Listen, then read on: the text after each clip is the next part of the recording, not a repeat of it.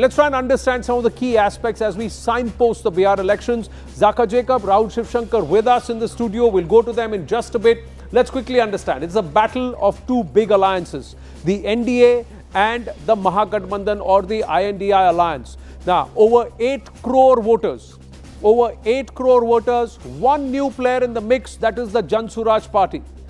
Not too many people are talking about him in the national capital. In some places, yes, but on ground, is he making a big dent, Prashant Kishore? This entire MyBap formula for the RJD, which this entire extension of the PDA practiced by the Samajwadi Party in UP, will it work? The Muslim Yadav and Ati Pichhda is a combination, Bahujan and Ati Pichhda. Then, these are 243 seats in the assembly that are at stake. BJP setting a 160 plus mark.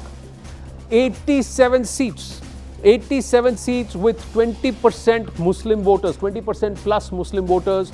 The test also for 9-time Chief Minister Nitish Babu. Will this be his hurrah? Is this going to be his swan song? There are many who are now questioning his mental abilities, his own faculties, whether or not he can manage it. There is no leader beyond him in the JDU. What happens to that? Plenty of questions for this election. But most importantly, the landmark being, will this be the shortest ever Bihar Assembly election? Zaka Jacob, Rahul Shivshankar with us. So as we signpost this for our viewers, let's get across and bring in the man on the magic wall. Yes, Zaka. It's a lot of purple that the NDA sort of won, because I think the color that we've given to the Mahagathbandhan parties, there was a little purple there. Will it be a purple patch this time, and who will it be a purple patch for? I just want to also bring viewers up to speed, because remember the big talking point this time ahead of the dates announcement. It's going to happen at 4 o'clock. We are doing a 2-hour-long coverage. The big talking point was around the SIR exercise. What kind of impact will that have? I want to just quickly take our viewers through that final count that eventually happened as far as the total number of electors are concerned. It started off close to 8 crores, but it's now come down because of the SIR exercise. There have been deletions to the tune of 68.5 lakhs. This includes, of course, another 3.5 lakh who contested, and then, they got their names back. There's been an addition of 21.5 lakh voters, which is 18 lakh or so new voters, first-time voters in the age group of 18 to 21. And then you have an additional 3.5 lakh voters who've gone and contested the fact that their names were deleted in the original rolls and have now managed to get their names back. So in all, net, if you were to subtract the 7.89 crore figure and the eventual elector count, which is the total voter count, 7.42, you get about 48 lakhs. So the total net impact of the SIR has been on this 48 lakh voters. Are they Gathbandhan voters? Are they BJP voters? We don't know. Are they secularly spread across the length and breadth of the state? But I think the SIR will have an impact for sure. Most of them, Zaka, are supposed to be either dead or displaced. So how does it matter whether who they vote for? But Mr. Rahul Shivshankar, your namesake Rahul Baba has done a lot of activity on ground. Is that going to help the Congress party? Your thoughts? Well, there are really 4 issues that I'm sort of going to focus on. Number one, the most important being, and I think this is the most salient one, and we tend to sort of overlook it because of the noise and the hoopla, as you said, that has been created by Rahul Gandhi on the vote chori campaign, is actually the sustained focus on the durability of the RJD and dynastism of the Lalu Yadav clan. I think that's the fundamental thing. If they don't forge good numbers, they will be basically looking at an existential crisis. So that is the first thing. Second, of course, is the credibility of Rahul Gandhi-led India Bloc's own campaign, which is the vote chori campaign. And you've said that, he's gone out during the state on his motorbike and motorcycle diaries, and all of that has happened. Revolution is being led, but fundamentally remember, this is the second biggest Hindi heartland state, right? So if they win, they'll say that, see, the voter realized that Modi and the NDA, etc., are cheating them, and this is now revenge from the voter for basically stealing the mandate from them. So that's 3. One point that I would like to make is Nitish Kumar's political fickleness, and that is up today. Very, very, along with his legacy, up for vote. There's a referendum on that for sure. I think he's the weak link really in the in the NDA. And then you have the durability of caste-related social engineering for election, which of course caste and Bihar politics are synonymous. But are we really moving to a new era in Bihar, where perhaps, and if you look at the results from the last election, a lot of women voted, and women don't typically have a caste really in that sense. They have a stake in the outcome. But do they really look at caste? I don't know. So fundamentally, the woman voter, will she remain the still most salient mover of the outcome? That's very important. And again, as you know, Nitish Kumar is throwing everything at it, including big money. There's a reason why we say She Shakti here on our network, and there have been a huge number of stops that have been announced by Nitish Kumar, especially focused at women. Even at the 11th hour, inauguration of the metro in Patna and announcing another scheme. Is that all going to help? And is Nitish somewhere going to say, this is my last, it's my swan song? In fact, Anand, when I tweeted this morning, done that. Is the referendum on these 4 issues, someone said, oh, please be a journalist, don't be biased. Put down the fact that they are bribing, they are bribing the voter, that all these sops are being thrown at the female voter. As we go across to Aman, Payal, Pallavi and Arunima viewers, I sometimes envy this gentleman sitting to my right, because he has got Rahul in his name and his abbreviation is RSS. So he handles both sides actually. But Aman, what's it going to be? One phase, two phase? That's the headline from the ECI, isn't it? Well, clearly, Anand, this is going to be the big headline today. Just for a bit of perspective, in 2010, Bihar went into polls in 6 phases. In 2015, 5 phases. 2020, 3 phases. And now, the BJP and the JDU both have gone to the election commission team, which went there and said, do it in a single phase. Even the RJD is saying, do it in 2 phases. So clearly, both the sides are asking for a shortened election. And Bihar, traditionally, Anand, has been infamous, over the years for this booth capturing, vote stealing, all kind of activities used to happen there. And that was the reason, because it's a big state, it has huge population, then forces get thinned out. That was the reason that the election had to be spread over multiple phases. But now Bihar's leaders are saying that, if Maharashtra can poll in 1 phase, which is the state, maybe equivalent to Bihar, or if Karnataka can poll in 1 phase, Andhra can poll in 1 phase, why not Bihar? And that is, I think, the BJP's and JDU's big pitch also to the Election Commission of India, that we want a single phase poll, because they feel that Bihar Jungle Raj is a thing of the past. Bihar has moved ahead. The law and order is excellent. That is what the BJP and JDU's claim is. But I find it very interesting that even the RJD has asked for a 2-phase election, not a 3-phase election. So I think the ball is in the EC's court now. Let's see what they announce. Because the last time around, the momentum was with the RJD in the first 2 phases, and the BJP stole a march, and the NDA stole a march in the 3rd phase. But Pallavi, in Bihar, Rahul naam to suna hoga. Will it work, or is it Tejashwi all along? Well, all I can tell you is that when these seat-sharing talks are going on, even within the RJD and the Congress party, they really, frankly speaking, don't think out there. Rather, I would say they don't want Rahul Gandhi to become the key factor, because what happens, and this is very typical of the Congress, in case the Congress doesn't win the elections, they don't want that squash or that heat to fall on Rahul Gandhi. So they're always going to shield him by saying that he's not a state-level politician, he doesn't even matter. But very quickly, the point which you people are making about SIR, see, elections are won and lost obviously on the basis of local issues, but the real challenge is to ensure that at the end of the day you are able to get your voter to the polling booth and vote for you.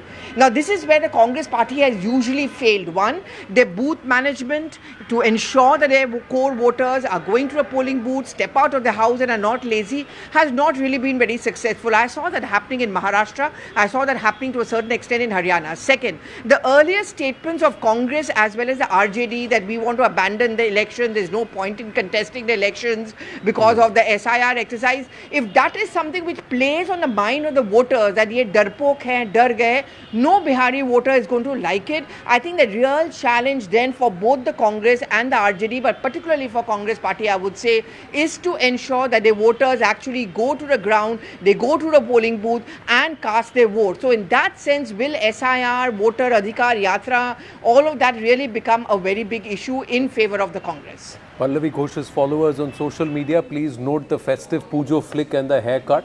That looks nice, Pallavi. But Payal Mehta coming to you on the BJP, and then to Arunima on the Chunav Ayog or the ECI. Payal, two big announcements today. The metro, 11 a.m. the flagging of the metro, another big scheme that's come across. Is the NDA quietly confident, or are they also going to try and ensure they get as close to perhaps a never before mandate? That's this 160 plus target. Well, to be fair, Anand, I was speaking to a lot of leaders, not with the NDA, and, they are actually on ground. And they've been saying that it looks like quite a good election as far as the NDA is really concerned. The NDA is extremely confident that they have work backing their conduct. And therefore, the development schemes that have been announced, it featured majorly in the budget as well. And remember the Makhana board, which has been a long pending demand, that they've really seen. The good governance of Nitish Kumar over the years is something that they're really backing on. And Prime Minister Narendra Modi's star power. Given the fact that Prime Minister Narendra Modi transferred so much of money into the account of women, that has been one big game changer. And like you were really saying that women have been instrumental. I remember very clearly that they were the instrumental factor in 2020, which looked like an election that the NDA was going to get, not being able to win convincingly as well. Women changed around that fortune for the BJP and the NDA in that last election. Of course, the youth schemes that the Prime Minister has recently announced, 62,000 crores, all of this actually makes them believe that, work really works on ground. And Bihar, from a state which is considered to be a Bimaru state to a state of development, many people feel that, Bihari voters are very, very smart. In fact, one BJP leader told me that Bihari voters are like the Arogya Setu app. They are always alert. So that is something which they are actually hoping to see that it pans out on ground. And they hope that the women vote and the women support continues. But no doubt whatsoever, they are completely backing in a big, big way, even if many might feel that, vote cutters might come in, but you saw what happened to Chirag Paswan in 2020 elections. So the BJP and the NDA is very confident that Prashant Kishore is just going to be a factor which will play on papers but not on ground. But not on ground, but Mahal to Mahagathbandhan or Jan Suraj bana rahe hain ground par. If you have to see, the conversation is around them. Arunima is standing where I think close outside the Chunav Ayog because it started to rain. The election commission seems determined to push through with the SIR across other states and maybe election in perhaps never before seen in Bihar, 1 or 2 phases. तो ये किसके इरादों पे पानी फिरने वाला है अरुणिमा? हर वो आदमी जो सोच रहा था कि बिहार में चुनाव बर्बाद हो सकता है उसके इरादों पे डेफिनेटली पानी फिरने वाला है but the weather could be a factor on the minds of the election commission as well, because in the run up to SIR there were representations made to election commission. For example, Asaduddin Owaisi's party saying that in the Simanchal area, in North Bihar area, flooding is a major issue. So if flooding was a major issue, then even now you're seeing in North Bengal, in Darjeeling, in that area, floods are wreaking havoc. So one is hoping that by the end of this month, when the elections are likely to be scheduled by the one phase or 2 phase, weather will settle down. But I think because of the way unpredictability of nature currently, this perhaps will also be a factor on the minds of the election commission. 2 things that I want to point out here. Election Commission has defended SIR stoutly, and after today's schedule is announced, you could also see soon after announcement of Pan-India SIR as well. Bengal, our colleague Kamalika has been pointing out, there's already a lot of tayari going on. The Deputy Election Commissioner is there on ground. So not only are we watching out for the Bihar election dates and the number of phases in which the elections are announced, but also how soon the Pan-India exercise is announced. And third thing, we've seen in the past, Election Commission take special provisions, make special provisions to ensure that women come out and vote. The first time voters, they're adequately represented. And I get a sense this time, Anand, Zaka and Rahul, that the MY factor, which was so far the Muslim Yadav factor in Bihar, this time the MY factor is the Mahila Yuva factor. And everybody is trying to woo these 2 core vote bank, if I may call them so. Right, thank you. And requesting all our reporters to stay on standby. We'll go across to them. Let's talk about the My Bap factor, the MY. She said Mahila and Yuva. We'll get Zaka and Rahul also to weigh in along with our other guests. But quickly taking our viewers through some of the X factors. One of the first things one has to see and consider with respect to Nitish Kumar and the NDA JDU, anti-incumbency. Will Nitish's freebies translate into votes? Because every time this whole conversation around Nitish Kumar and boredom comes around, but he swings it. There are those who will come back and vote for him. Last time around, the women bailed him out. Will they do so again? The SIR politics. Who will benefit from this entire voter roll revision? 48 lakh people, were they even part of this list? Is it going to make such a big difference? Spiraling crime graph, will a spotlight on crime surge cost Sushasan Babu is a big question mark. But will that counter come in saying, listen, we are doing Bihar elections in 1 or 2 phases? We don't know if that happens. But if that happens, will that become a big counter? And is the level of crime as per the NCRB data at its lowest in Bihar despite the recent occurrences? All eyes on Simanchal. Will the entire infrastructure boost sway Simanchal's 24 seats for the NDA? The Prime Minister's push in Purnia and a lot of other important announcements, the airport that has come there, all of that has been to try and woo that belt, which is largely weaned away. The issue of infiltrators, demographic changes, will that help or hurt the NDA? Jan Suraj, will that hype Prashant Kishore, will he be a kingmaker or a vote cutter or not even someone who is going to dent either of the sides? All that effort, will it all come to a naught? We have to wait and watch on this. But Zaka, Rahul, your thoughts on this? So look, let's take 2 parts. One is Jan Suraj, the other one is this entire Muslim Yadav and Mahila Yuva. If you're Prashant Kishore is an X factor, no doubt about it, because it's the first time he's actually contesting the election. So you have no historical data to look at, who will he actually cut the votes off? Will he cut the votes of the NDA? Will he cut the votes of the Mahagathbandhan? Likely he will cut the votes of the NDA because he is also appealing to the same sections, the same vote banks, right? Mahila, Yuva, particularly young people. He's promising them jobs, and he's also got upper caste credentials. So it's possible that he might hurt the NDA a little more than the Mahagathbandhan. But the women thing, which you were referring to, and I want to show this to you, how it changed, how the election changed in 2020 in phases 2 and 3. This is where the election turned, and this is where the NDA won. This is the areas which are sort of north of the Ganga, the northern part of Bihar. These were the 2 phases, phase 2 and phase 3 in 2020. The southern part was largely won by the Mahagathbandhan. That's where they got a bulk of their seats. But if you look at the northern parts, Mithilanchal, parts north of Patna, essentially, the NDA there had 103 out of the 170 odd seats, and the Mahagathbandhan had only 63. The further interesting part is, out of these 103 seats, I think 68 or 69 seats, which is more than half, the number of women voters outnumbered the number of men voters, and in some constituencies by up to 4 and 5%. So this is where really the election turned as far as 2020 is concerned. Out of these 103 seats, the 68 or 69 seats where women voters outnumbered male voters, that is where the NDA turned this election, because in phase 1, like we're all aware, it was the Mahagathbandhan which sort of ran away with this, the parts of the Magadh, and of course the southern part of Bihar, the Jehanabad, Aurangabad, that belt. But really, when it went past, the election caravan rolled to north of the Ganga, that's where the election turned. This time then, do you think if it is single phase or 2 phases, will be 50-50 North and South Bihar? Will they split it like that? So if you were to look at it, let's say if you go back to the 2020 election, the phase 1 was actually the entire southern belt, not just in the, what used to be the erstwhile Naxal belt in this western part of the state, but also all the way down to, the districts that border Bengal. So the entire southern part, and look at it, out of those 71 seats, the Mahagathbandhan had 47. The NDA had only 22. So the whole election flipped after phase 1. And flipped primarily because of the women, because there's data to show that it's the women who made the difference. So less Muslim Yadav, more Mahila Yuva. Agree, disagree, Rahul? Yes, so I was reading a book a few years back by Rahul Verma and Pradeep Chibbar. Hopefully we'll see a lot more of them in the next few days on the coverage. They wrote a book called Ideology and Identity, and they really talked about this whole concept of vote buying. They were very blunt. In the title was called Vote Buying in Indian Elections or something like that. And they talked about hard data which they crunched to say, what really wins the woman voter over? Is it security from crime, etc.? Remember what is always said, that when Lalu Prasad and company come to power, there is an increased apprehension amongst women about law and order. That's the narrative that is built. Whether it's true or not, empirically I can't say, but that's the narrative. Jungle Raj aa gaya.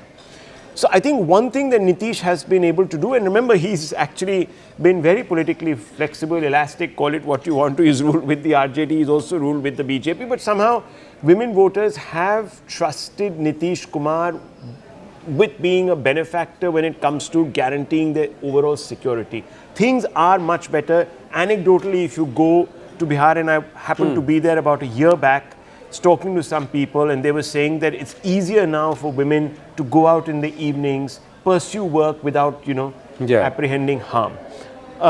Now, where do these SOPs come in? Because there's been a great focus in the run-up to this election. Some people have also politicized this, saying that, election announcements have been delayed so that these SOPs can be. And we've seen SOPs now for women across elections in different states, specifically over the last 8-9 months. So both Rahul Verma and Pradeep Chipper say that the effectiveness is conditional upon 2 or 3 things. Number one, yes, it is an incentive, but does it actually make an overall difference to electoral choices, or are they still formulated on the basis of the lived experience over 5 years? So Right. women do think of the past, and then they're canny enough to also suggest, okay, if they want me to feel a little better about things, I don't mind taking the incentive. But that only happens when the past is relatively speaks well of governance. Number two, let's not forget that, you know, implementation is very important, Anand. So you can promise a lot, but you may not deliver. And that creates its own backlash. So I think what the NDA is going to do, and Aman can sort of weigh in on this, is going to play up the fact that when Modi guarantees, he delivers. When others guarantee, they don't deliver. Yeah, so the NDA story and the Prime Minister's story, Aman, it's important for us to also understand that because of this ethanol production and use of corn in ethanol, there has been a massive bump up for the Kisan in that area. Also, along with that, this entire Makhana board.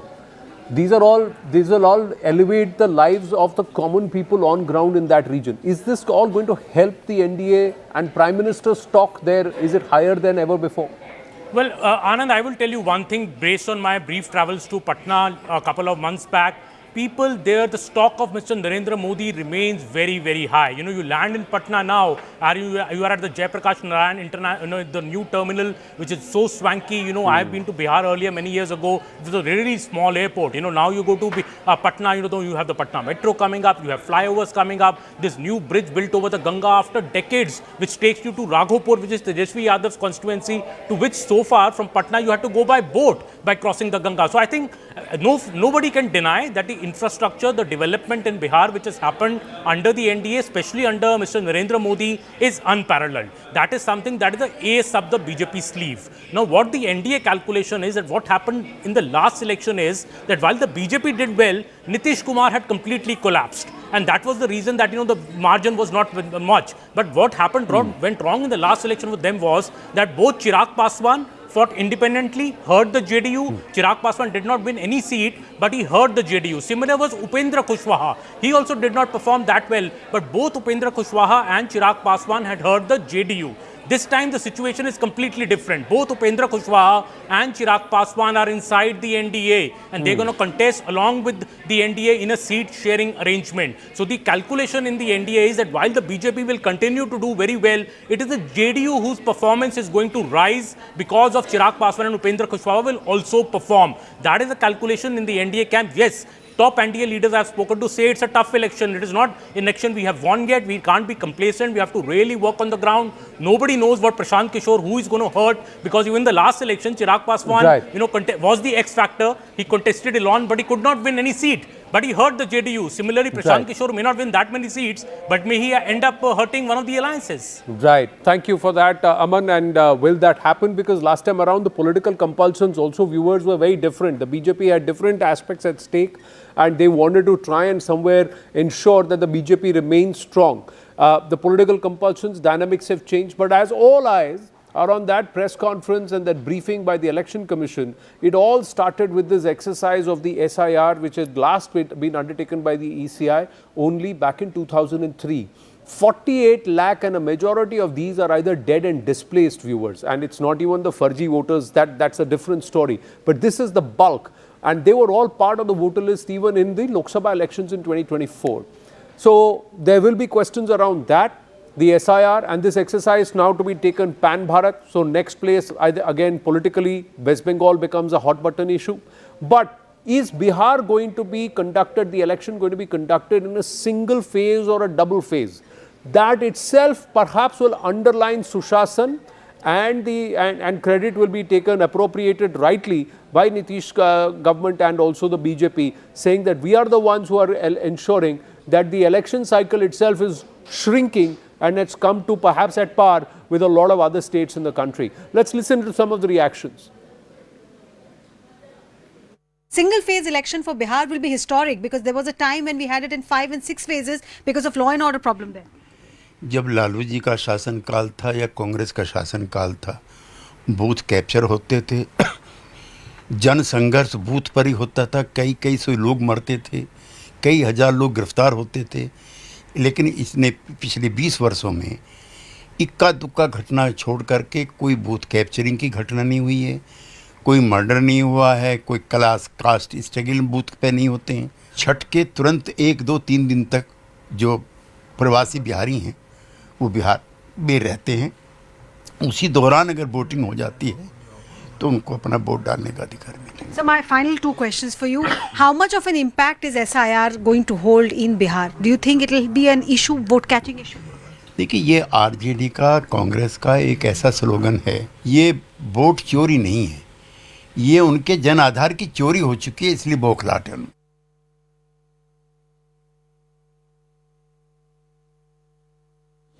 Well, so fundamentally, viewers, you're getting a sense of the narrative there on the ground, the election issues. Zaka, the point is, fundamentally, this government has got to prove that it deserves yet another chance. Now, Nitish Kumar willy-nilly has been Chief Minister 9 times because he has successfully been able to, I don't know, smell the coffee. He's the political the wind, weathercock, right? I mean, the weather vane. He knows which way the wind is. So, but this time is a slight difference because he seems to be the weaker link, isn't it, within that alliance? And is that really going to be a factor? What are you hearing from some of the people that you've been interlocuting So look, with? I mean, they say anti-incumbency is the biggest factor in elections. I mean, he's been in power since 2010 and in one formation or the other. So that's a very long time. I mean, it's a very long time for someone to be in power. It's more than 15 years.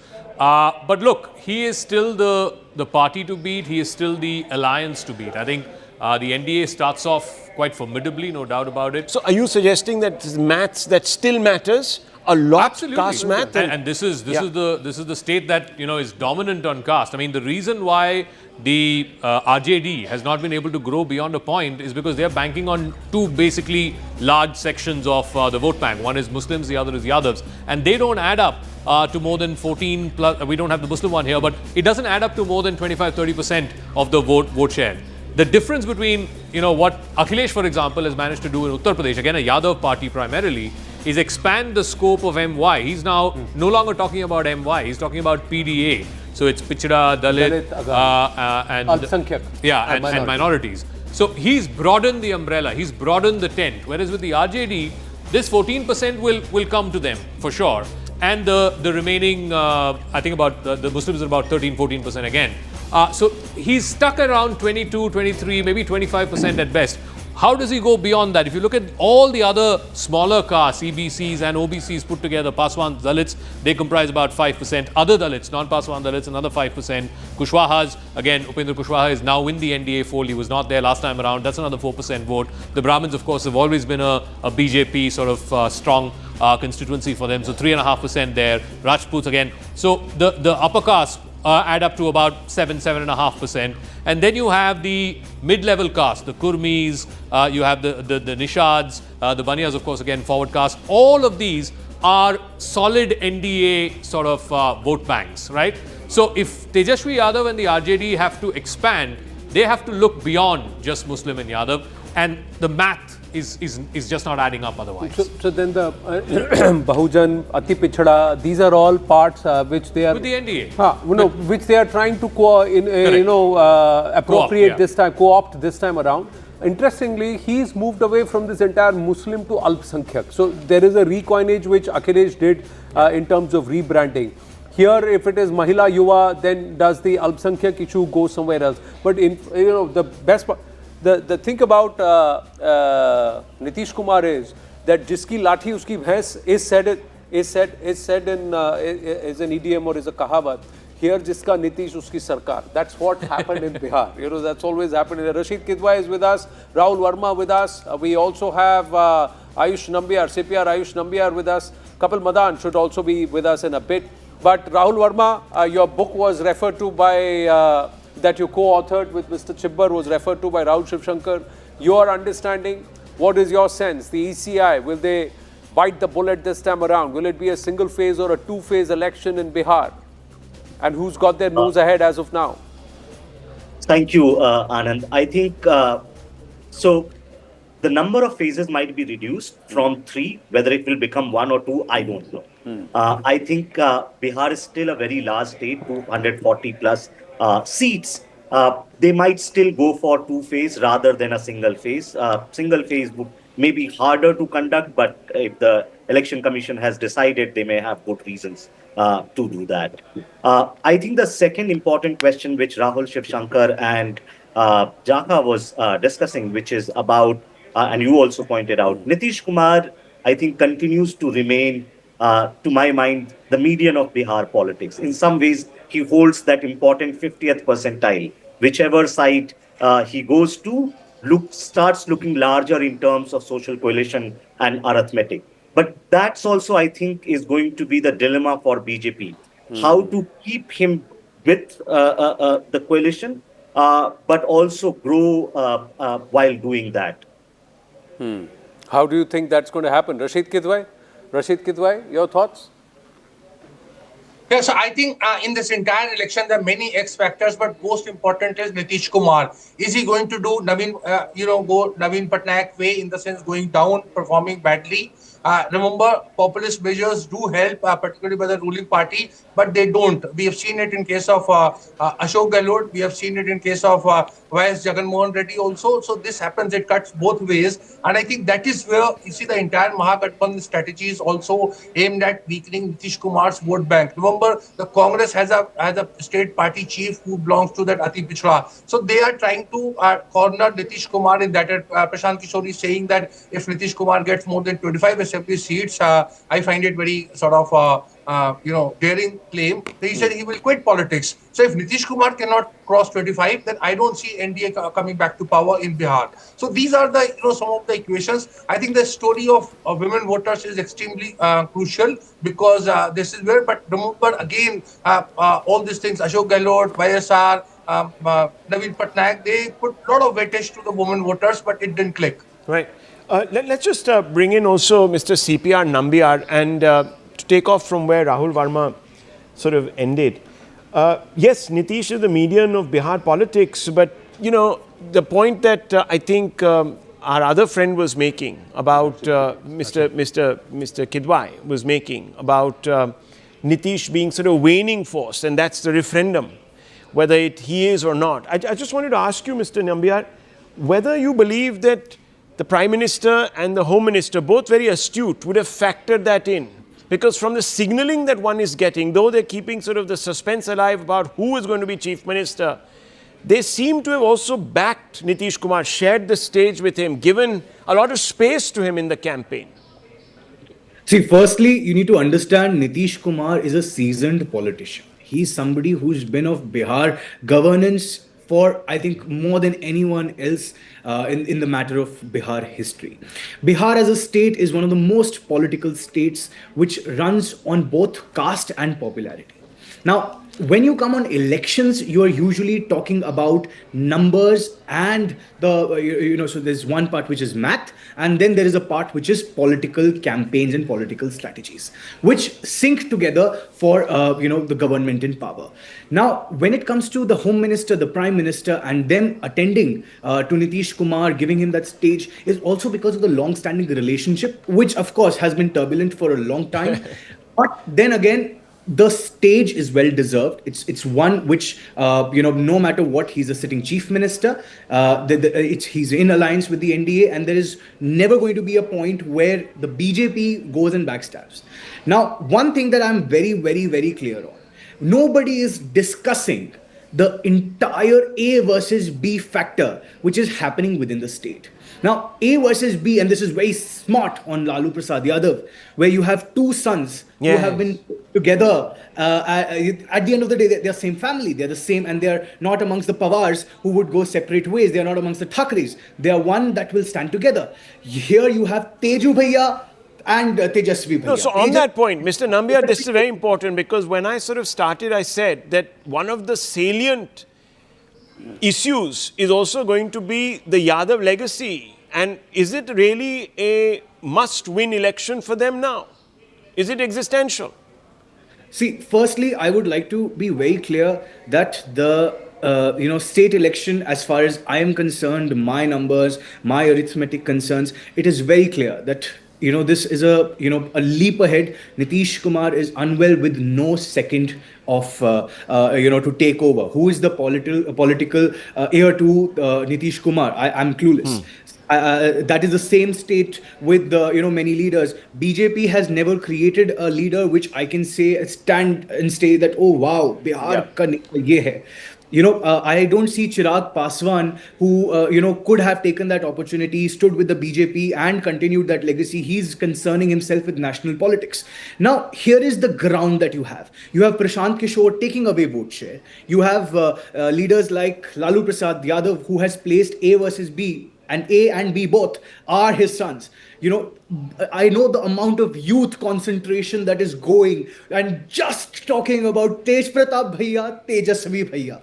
And it is shocking that the national media is not talking about it. No, I think a larger point which Ayush made, I think is a fair thing. I mean, you look at some of the other political parties where there is no declared heir, and look at the way they've sort of, disintegrated. Look at the ADMK, for example. Jayalalitha never chose a political heir, and look at where that party is today, right? It's really scrambling.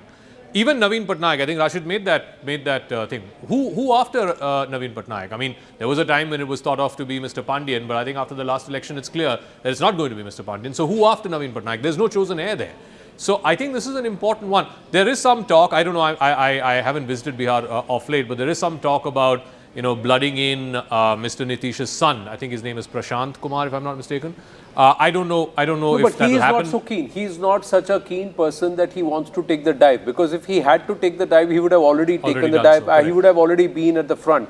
It's just that it looks like this is Nitish Kumar's last election. Yeah. The understanding कि चुनाव उनके under लड़ेंगे. But will he continue to remain chief minister post that? I think it will be once the dust settles, everybody looks at the scorecard, and then the future strategy will be perhaps decided.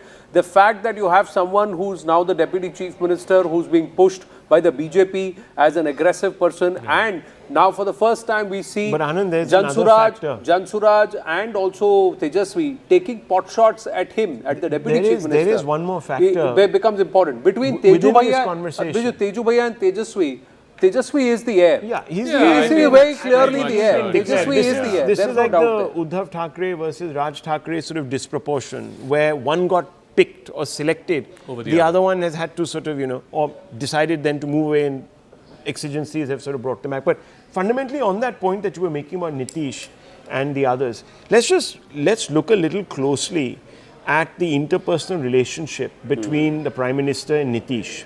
Now, I don't know if Nitish will sort of accept a secondary role, even if his numbers are diminished in a post-post situation, because he has a bargaining chip. And he has it at the center. Yeah. So I don't know if it's going to be that easy to sort of say, okay, let's push him off into retirement. He has 12 MPs. Yeah, that's not a small number. Presidentship. I don't know. Is there something out there? I think there is no doubt. Kapil Madan is also there. Let's understand what he thinks. Rashid Bhai put his hands up, so we'll go to that. But clearly, the bridges have been mended between the PM and Nitish Kumar. The amount of time, even at 241 Lok Sabha elections, the first person to meet, engage before and after with the BJP was Nitish Kumar. Yeah, and so is he dispensable? I don't think so. I don't think he will never. I don't think the NDA somewhere seems to have understood this, that Nitish Kumar cannot be disrespected. He may make mistakes, he may fumble, he may bumble, but the fact is people still love him, and you don't disrespect Nitish Babu in Bihar. Yes, Kapil Madan. Anand, let me just, make my opening remark. We've seen how Nitish Babu has, changed so many sides. He has been with BJP, against with BJP, again back with BJP, and possibly against BJP, and now he's again back with BJP. We don't know what is going to happen. We all know, when you look at how Mr. Nitish Kumar is appearing in the public case, it appears that he has some serious health concerns. And we've seen how BJP has historically dealt with their allies. We know in Punjab with Badals what they've done. We've seen how Eknath Shinde, he was made the chief minister when BJP really wanted to regain the power in Maharashtra. Now what happened? Eknath Shinde was also sidelined, and there were also some reports. If those reports are true, there it appears that there is some sort of a rift in Maharashtra also. So having said that, and the fact that the way opposition has been taking on the BJP, there are major concerns about how BJP is or how the election commission is undertaking the exercise. There is a serious question mark. There is a voter adhikar yatra. There is a campaign against vote chori. But why is And it, of Kapil, course- that the Congress has still not backed Tejashwi as the chief ministerial face of the Mahagathbandhan? How is So, everything good in the opposition? Anand, is it this is not the first time where the elections are fought And without why is the Congress announcement going to of announce 36 seats of their own? hold on. So I think this is for the coalition. Both the coalition parties need to decide. They will of course sit. There would be an agreement. There would be disagreements, and of course both the parties as a coalition will take a call on how many. Since you're what will pointing be it the out, seat sharing I'm format.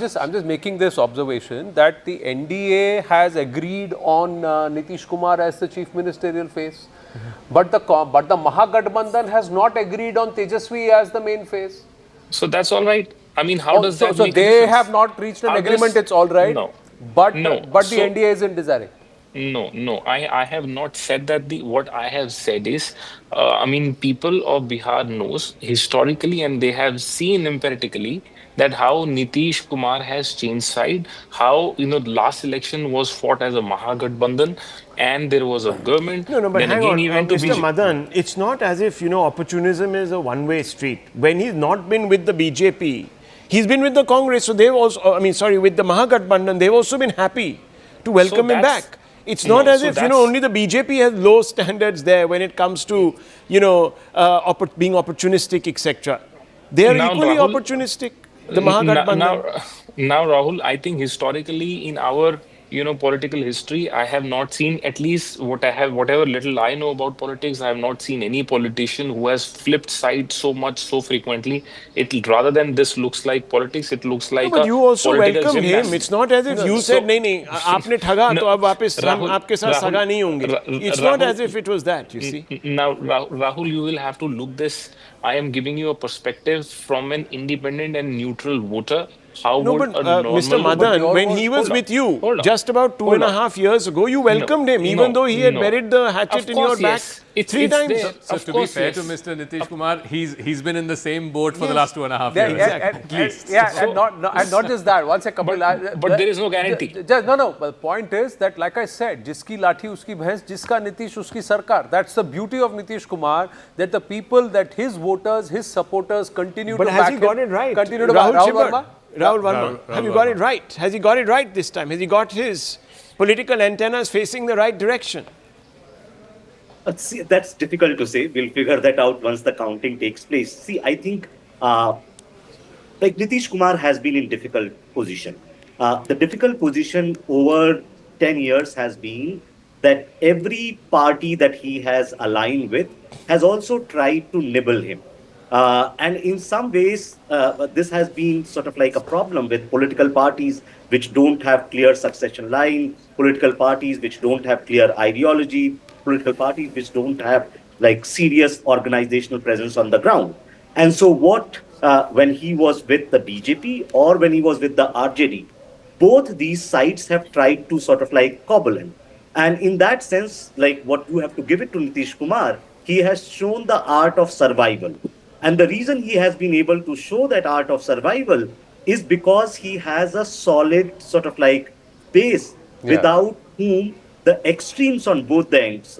So RJD has a serious sort of coalition in terms of Yadavs and Muslims, and BJP's has a base of upper caste. But you have a large section of numerically smaller caste with Jaka shows on his screen. Nitish Kumar has been able to cultivate a base among them, as well as he still carries the sympathy of women voters through his sort of like welfare measures over last 20 years. And given that, I think he continues to remain important player, though he is weakening, and I don't think anyone can deny that in last 10 years, Nitish Kumar has also weakened.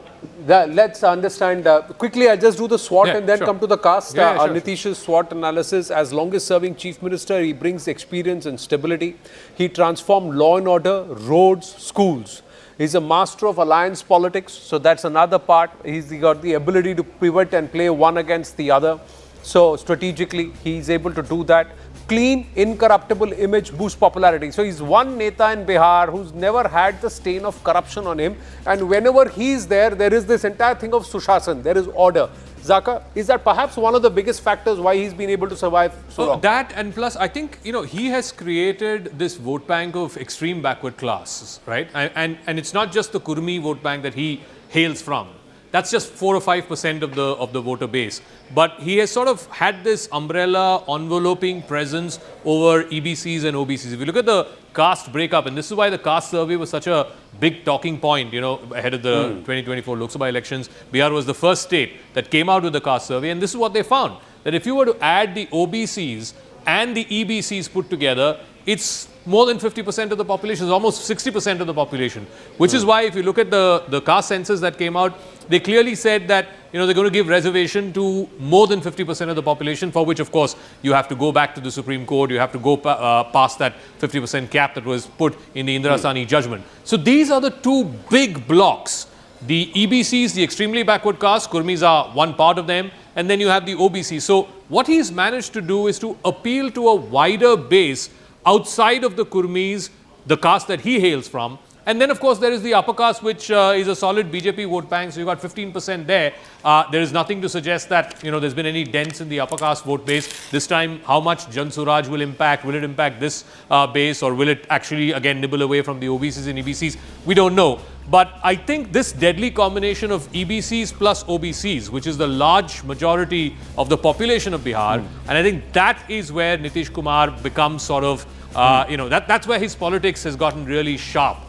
Because he's managed to, go past just one or two dominant castes and appeal to a much broader base as the tallest backward classes leader in the state. But one must think, because if this is about 63%, then Nitish Kumar should be and the JDU should be in power almost all the time on their own. They should have not needed a BJP, or they should have not needed an RJD. So where is it that Nitish Kumar has perhaps stumbled, made a mistake? He's seen as an opportunist due to frequent political flip-flops. So under that SWOT, let's look at some of the weaknesses. So the weaknesses are that there are frequent flip-flops that Mr. Nitish Kumar has made. So he's seen as an opportunist there. Then the other part is anti-incumbency. After 2 decades in power, are people bored of Nitish Kumar? Do they really want him to go?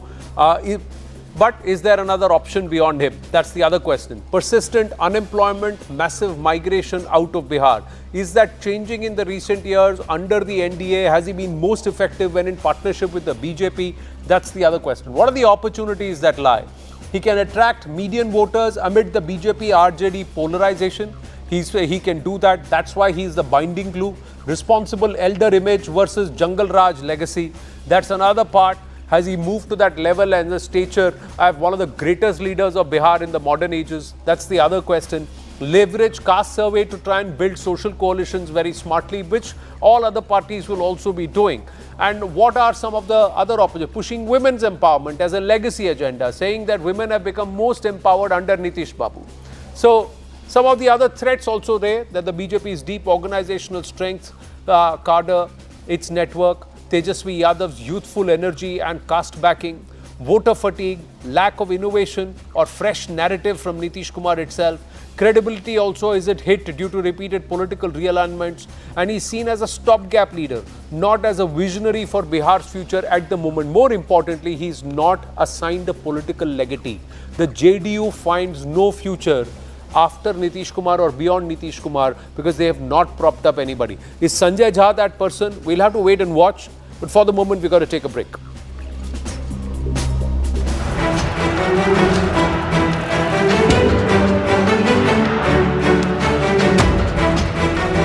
इन लोगों को बिहार से इतनी नफरत है, इन लोगों ने घोटाले और भ्रष्टाचार करके बिहार की साख को बहुत नुकसान पहुंचाया। इतना घपला चल रहा है बिहार में भ्रष्टाचार का, मतलब आप कह सकते हैं ऑर्गेनाइजेशनल करप्शन जो है पूरी तरीके से चल रहा है।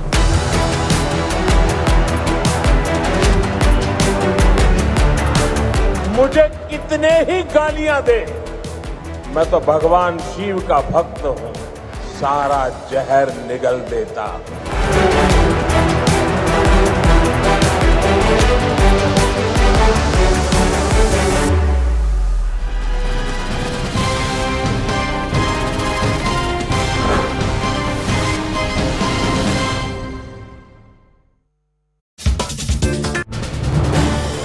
This is News 18 Network.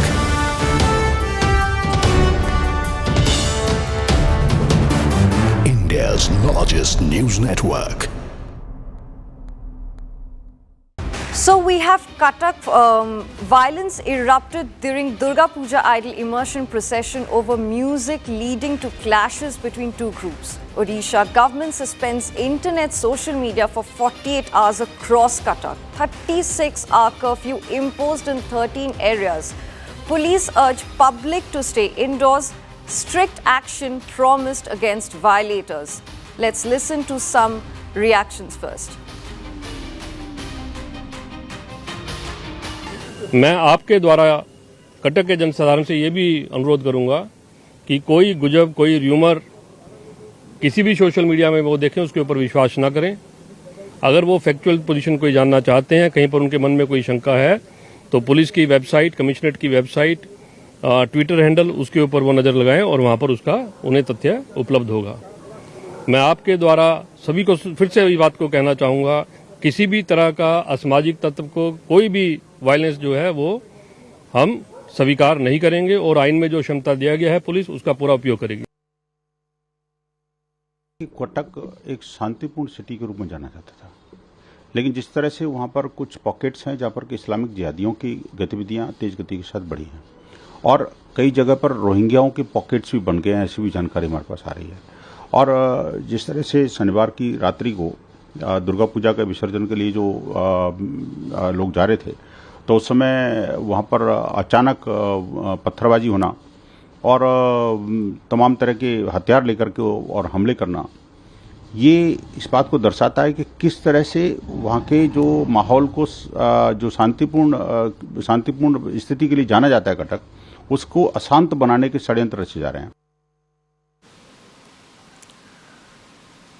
So we have CNN News 18's Navesh Mohanty live with us right now. Navesh, क्या आप हमें बता सकते हैं ये जो डिमांड डीसीपी एंड कलेक्टर को ट्रांसफर करने का आफ्टर द इमर्जन वायलेंस, ये जस्टिफाइड है क्या?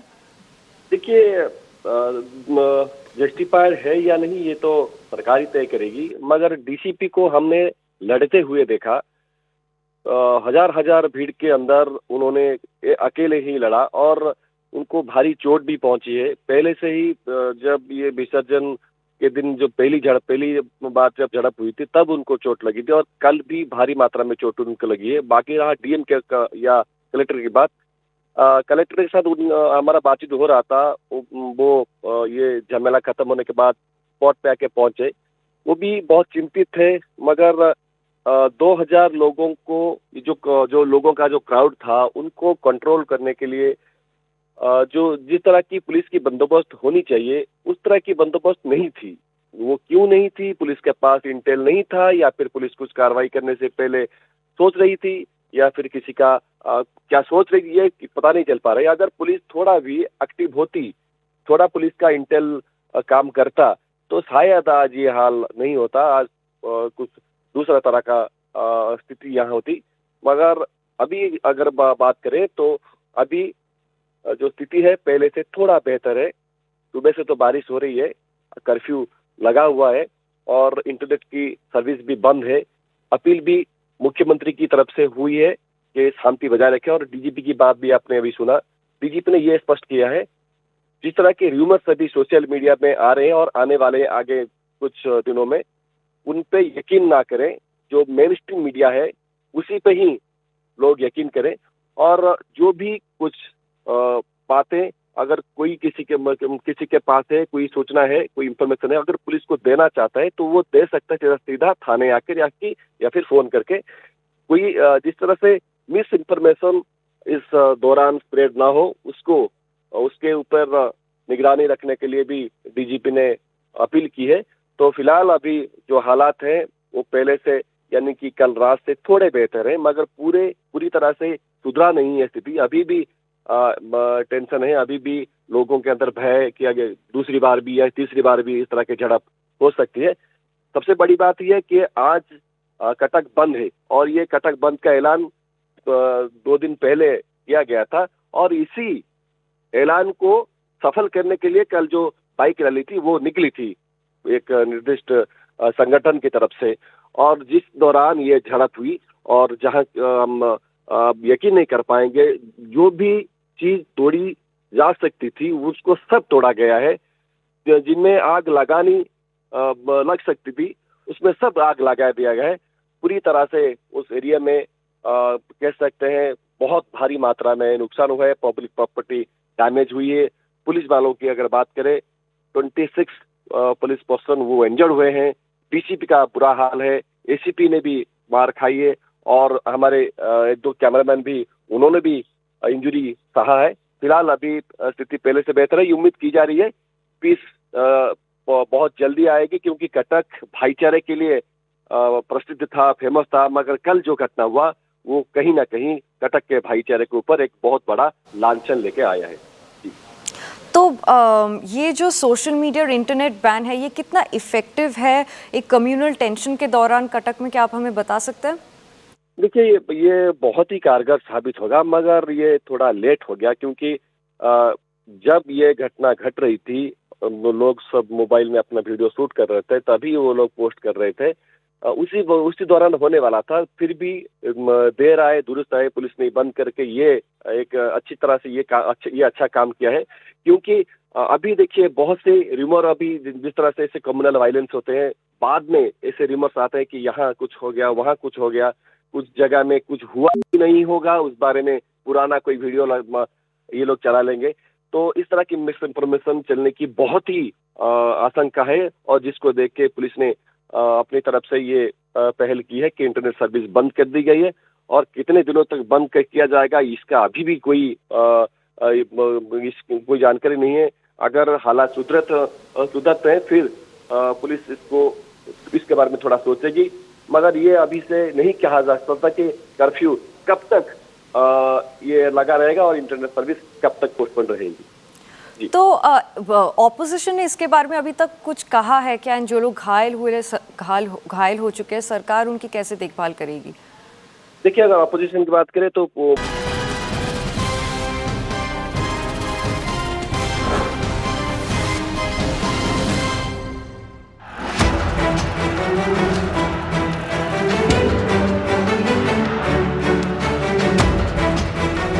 इन लोगों को बिहार से इतनी नफरत है, इन लोगों ने घोटाले और भ्रष्टाचार करके बिहार की साख को बहुत नुकसान पहुंचाया। इतना चल रहा है बिहार में भ्रष्टाचार का, मतलब आप कह सकते हैं ऑर्गेनाइजेशनल करप्शन जो है पूरी तरीके से चल रहा है।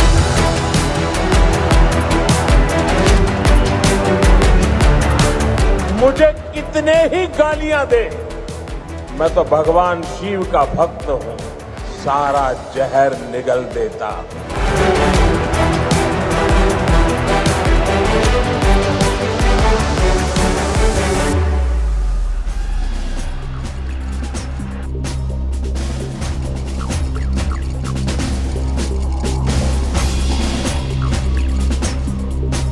Namaste, Jai Hind, and just about 60 minutes to go before the Election Commission announces the poll dates for the Bihar Assembly Elections. It's significant because this is the first election after the entire SIR exercise has been started, the first time since 2003.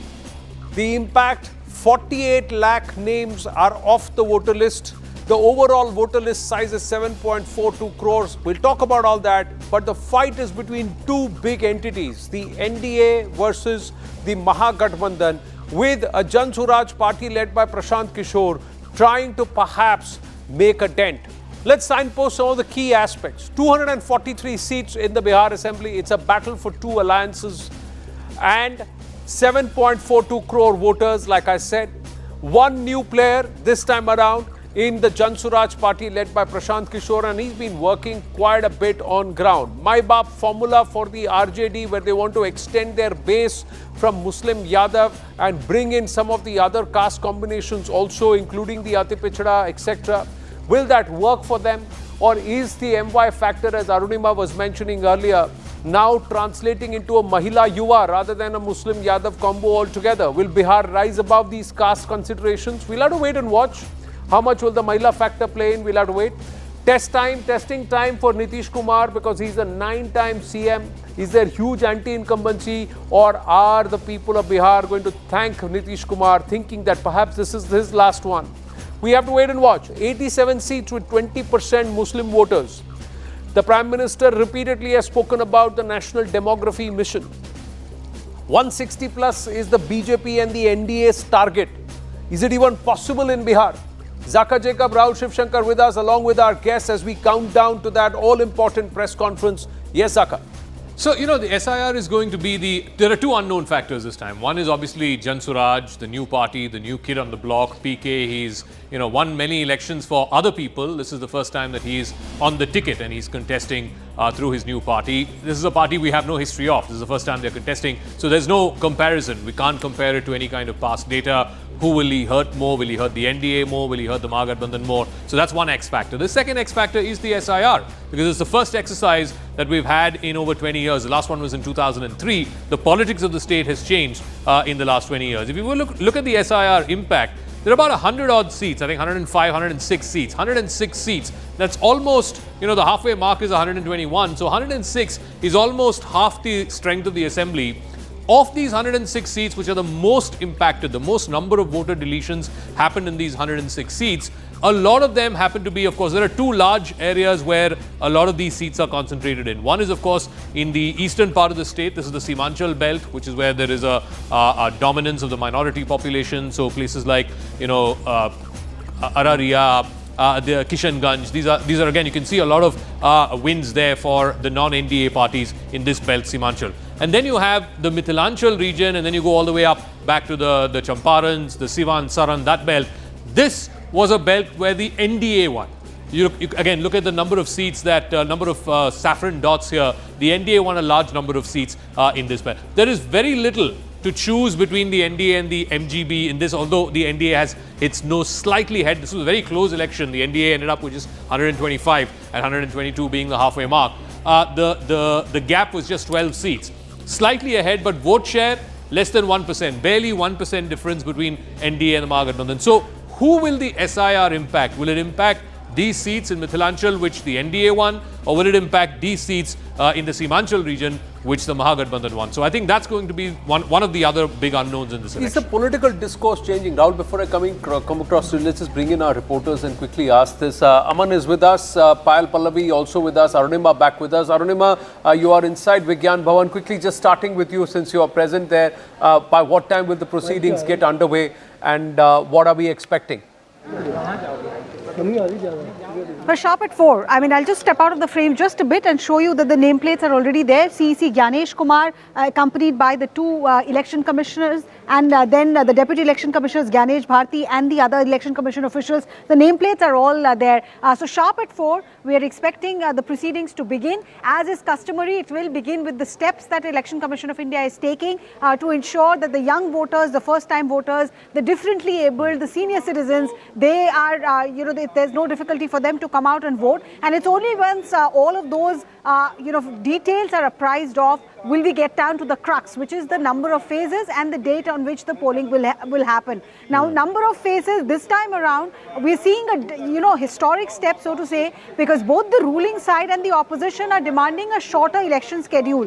BJP, JDU want a single phase election. RJD, Congress combined don't have too much of a problem with that as well. They're also saying have it in 2 phases itself. So could this be the first time that we see a Bihar poll happening in a single phase? That will be a big headline then. And the the other thing that we also have to watch out for, that there are some demands from parties like Lok Janshakti Party, Ram Vilas, to hold the elections very close to Chhath, because Chhath is the time when migrant Biharis across the country come back home. So if their elections are just 2 days or 3 days after Chhath, Chhath ends on 28th. It's a 4-day festival, ends on 28th. So if it's within that week, perhaps the migrant workers will have greater chance of staying back and voting. And they are a vote bank which cater to all political parties. So all political parties want migrant Biharis to stay back. And the third thing that we'll have to watch out for is, there are some allegations being made that in the SIR exercise, women are the worst sufferers. A number of, Congress has said this, that names of women have been struck off, some Muslim women as well.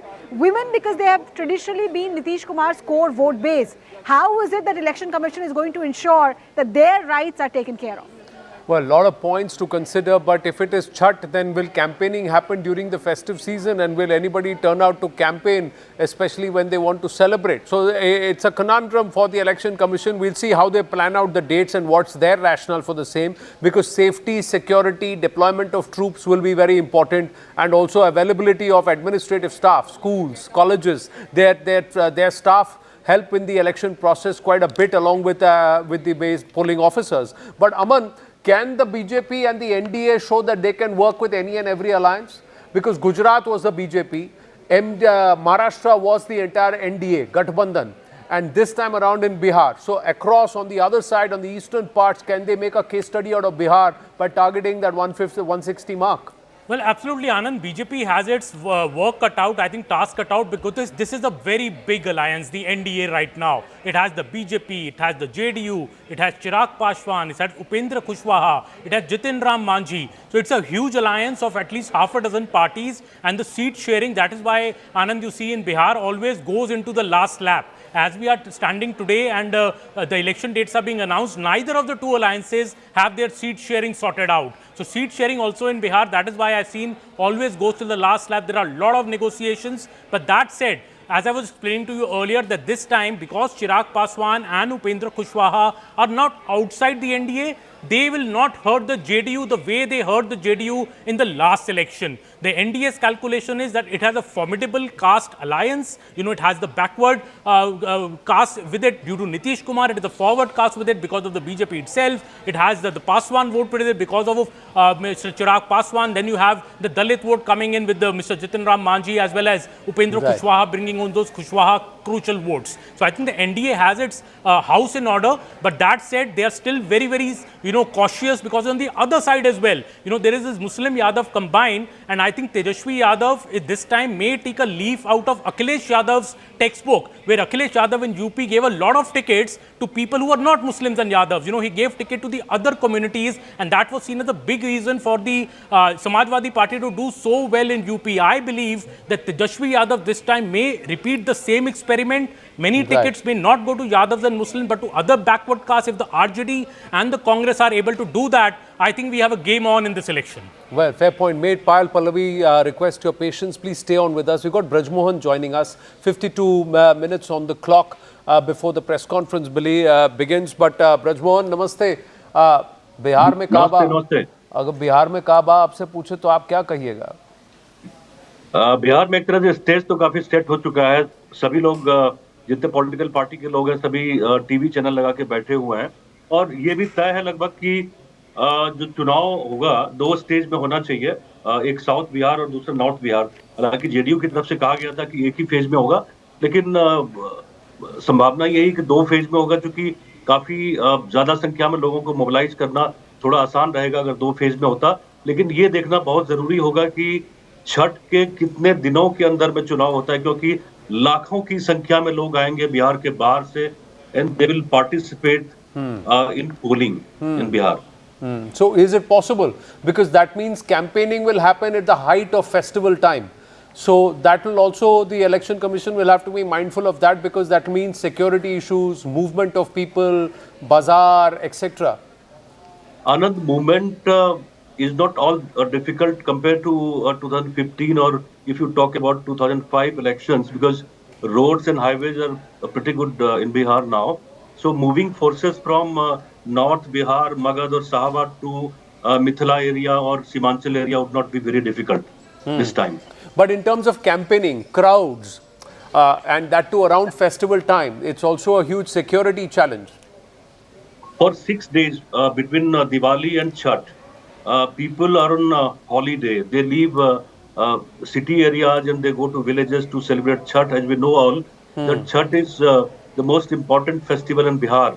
So people will take time off for Chhath Puja, but people have still 4 to 5 days to participate in polling. And in all probability, polling would happen after Chhath.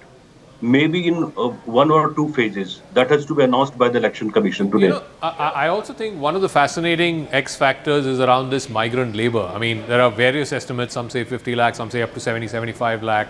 And again, there is no way to know, you know, are they BJP, NDA voters? Are they Mahagadbandhan voters? These are all presumably young men, right? They're having to leave the state because of lack of employment opportunities. Maybe, you know, they are looking at, and where do they go? They go to Maharashtra, they go to Gujarat, they go to Tamil Nadu. Maybe they see the disparity. So maybe they may not be predisposed to voting a certain way. So I think that migrant labor is also interesting. Maybe you can ask Bridge about it. No, please. Bridge. Please weigh in on the migrant labor. Yeah. Yeah, a lot of people, lakhs of people will come to Bihar. As we all know, that Ministry of Railways and state government has announced that they will give thousands of buses to ply between Delhi and other important centers to Bihar and different areas of Bihar. So transporting them into Bihar would not be very difficult. And they generally stay during festival times for 5-6 days. And election is all the more very important for Bihar. And we all know that people participate in political activities in Bihar like no one else. So all the Bihari people, those who work either in Mumbai or Delhi or Punjab, they will come to Bihar. They have been provided buses on cheaper rates by the state government. They've given subsidy to the people. If you get your ticket booked, you will get 25 or 35% discount from the state government. And 9 to 10,000 trains will ply between different cities of India to Bihar, different cities of Bihar. So transporting them into Bihar would not be very difficult. And what's the estimate, Brajmohan? Yeah. What is the estimated number of migrant Biharis who may come back during Deepavali and Chhath? Not less than 70 to 80 lakhs. Not less than 70 to 80 lakhs. So transporting them more than not 10% be of your difficult. voters, yeah. That's more than 10% of your 10,000 trains. At least 10,000 special trains have been provided. And okay. Let me ask you this: we have limited time. Limited time, so let me quickly ask you: who's got their nose ahead on ground, and how much of an impact will Jan Suraj and Prashant Kishore make? Prashant Kishore, he makes a lot of noises on social media. He's got army of social media warriors, and they multiply their activities on social media. But if we talk about socio-economic policies, Jadyu and BJP, they stay ahead of all. If we see the schemes they have announced in last couple of months, like 125 unit free power to all the households, that is a big scheme. And second, given the fact that they've given old age pension to millions of people in Bihar. So that is a huge benefit for them. And last but not the least, they have announced 10,000 doles to women folk in Bihar, to at least 1.25 crore women. So that is a big announcement from the Narendra Modi and Nitish Kumar duo. You know, Rahul has always been a contrarian when it comes to these doles and sops. And you said, who did you say used the word bribe? Was that the title of the book? Yeah, one of the chapters in the book. No, look, I mean, if you really look at it, this is a very bold experiment by Jan Swaraj, because what is the Jan Swaraj trying to do? They're trying to break out of a exclusively caste-driven narrative. For the first time, you have somebody who is actually campaigning on development issues. Prashant Kishore himself is not someone who carries behind him a particular caste weight, right? Yeah. So you have to look at it a little bit from what he's trying to do. He's a bold experiment. He's trying to be perhaps the party that transcends caste. Has his time come? I don't know. Let's see. Because, you know, we're also sort of talking as if Bihar has become this massive fount of development over the last 15 years. Sushashan. I mean, if you really look at the numbers, and I'm trying to draw them up, my internet connection is not so great, but I was trying to look at the numbers. And if you really see, Bihar's growth has been predominantly big simply because the base has been extremely low. It's not as if, private capital is flowing into Bihar, people's incomes have trebled, or even farmer incomes. In fact, there's only been, from the little that I could see, and I don't know if this is absolutely factually right or not, farmer incomes has only sort of grown over the last 10 years by 12%. So you're really looking at a state that is still categorized, I think Anand used the word Bimaru, in that capacity. What I think has happened in Bihar is that there has been a attempt, even by Nitish and everybody, to sort of pigeonhole and maintain your caste arithmetic to the point where it has become a science. I think that we missed the picture. If you look at the numbers there, it's 38.9% and 32.02%. That's the difference between the MJB in just one phase. In just one phase. But it's it's overall just a percent, even less than a percent. If you look at the numbers, it comes to about 37.13. It's very minuscule. So obviously there are certain pockets where certain parties and Gathbandhans do better, the coalitions do better than others. So actually 0.2%. So how much of a transfer is taking place, I don't know. And also, if you really look at the data, I think someone made the point that tickets were given predominantly to Yadavs and Muslims, etc. Even in the last election, the Gathbandhan did make an attempt to reach out to different communities and had brought down the ratio of numbers of tickets given to the Yadav community also. So there has been an outreach. Now, I think it just comes down to confidence at the end of the day. Who do the people really trust to deliver in the next 5 years? I think this is really something that we should There's a focus significant 25% voter that's moved away from the NDA and the MGB. I mean, the MIM cut so many votes of the secular alliance, the MGB, so-called secular alliance. The MIM was a factor. This time the MIM said, let's get together. So a lot of parties like LJP was outside of the fold. I think the Ham party was, Kushwaha was out. Of course, then there is on the other side. People LJP like OVC, with etc. Chirag Paswan pulled 6% votes. He didn't win a single seat though. He didn't win a single seat, but 6% is a lot. And he heard the JDU. This time he's in the fold. He's in the fold. Brijesh Kumar Singh is with us. Yeah, Payal, are you saying something? Saying that 6 to 7% is Chirag Paswan's traditional vote. That vote doesn't go anywhere, Anand, irrespective of whoever they are with. That's true. I'm just saying it's significant now. Had that been with the NDA or with the Mahagathbandhan, and I think that would have decided Payal is right there. What is happening there is that certain outfits know exactly how to do that math, right? I think it'll come down to that. Nothing is, I don't know how much transference there has been. There has been a woman voter. Payal, what do you make of this? Okay, I'm just saying, Payal, just wait on. Pallavi, wait on. True Blue Bihari is with us. True Blue Bihari is with us in the mix. So let's go to him and understand Bihar. Brajesh Kumar Singh is with us, our network convergence editor. Brajesh ji, you plied a lot of your professional wares in Gujarat, but your moorings are all in Bihar. So explain to us, how does this operate? Arun Anand is also with us. Yes, Brajesh Kumar Singh. Ji. So, Anand, I am a migrant Bihari for last 35 years. I left Bihar in 1990. You're one of the lakhs who will go back for Chhath and vote, hopefully. If I look at the Bihar politics, the major difference, whatever we see, when I left Bihar, precisely it was the year 92, but in 90s, the Bihar politics got separated completely. Earlier it was predominantly, if you look at the Bihar politics, except Karpuri Thakur and few other faces, it was dominated by the so-called upper caste communities. But 90 onwards, it is all about OBC politics.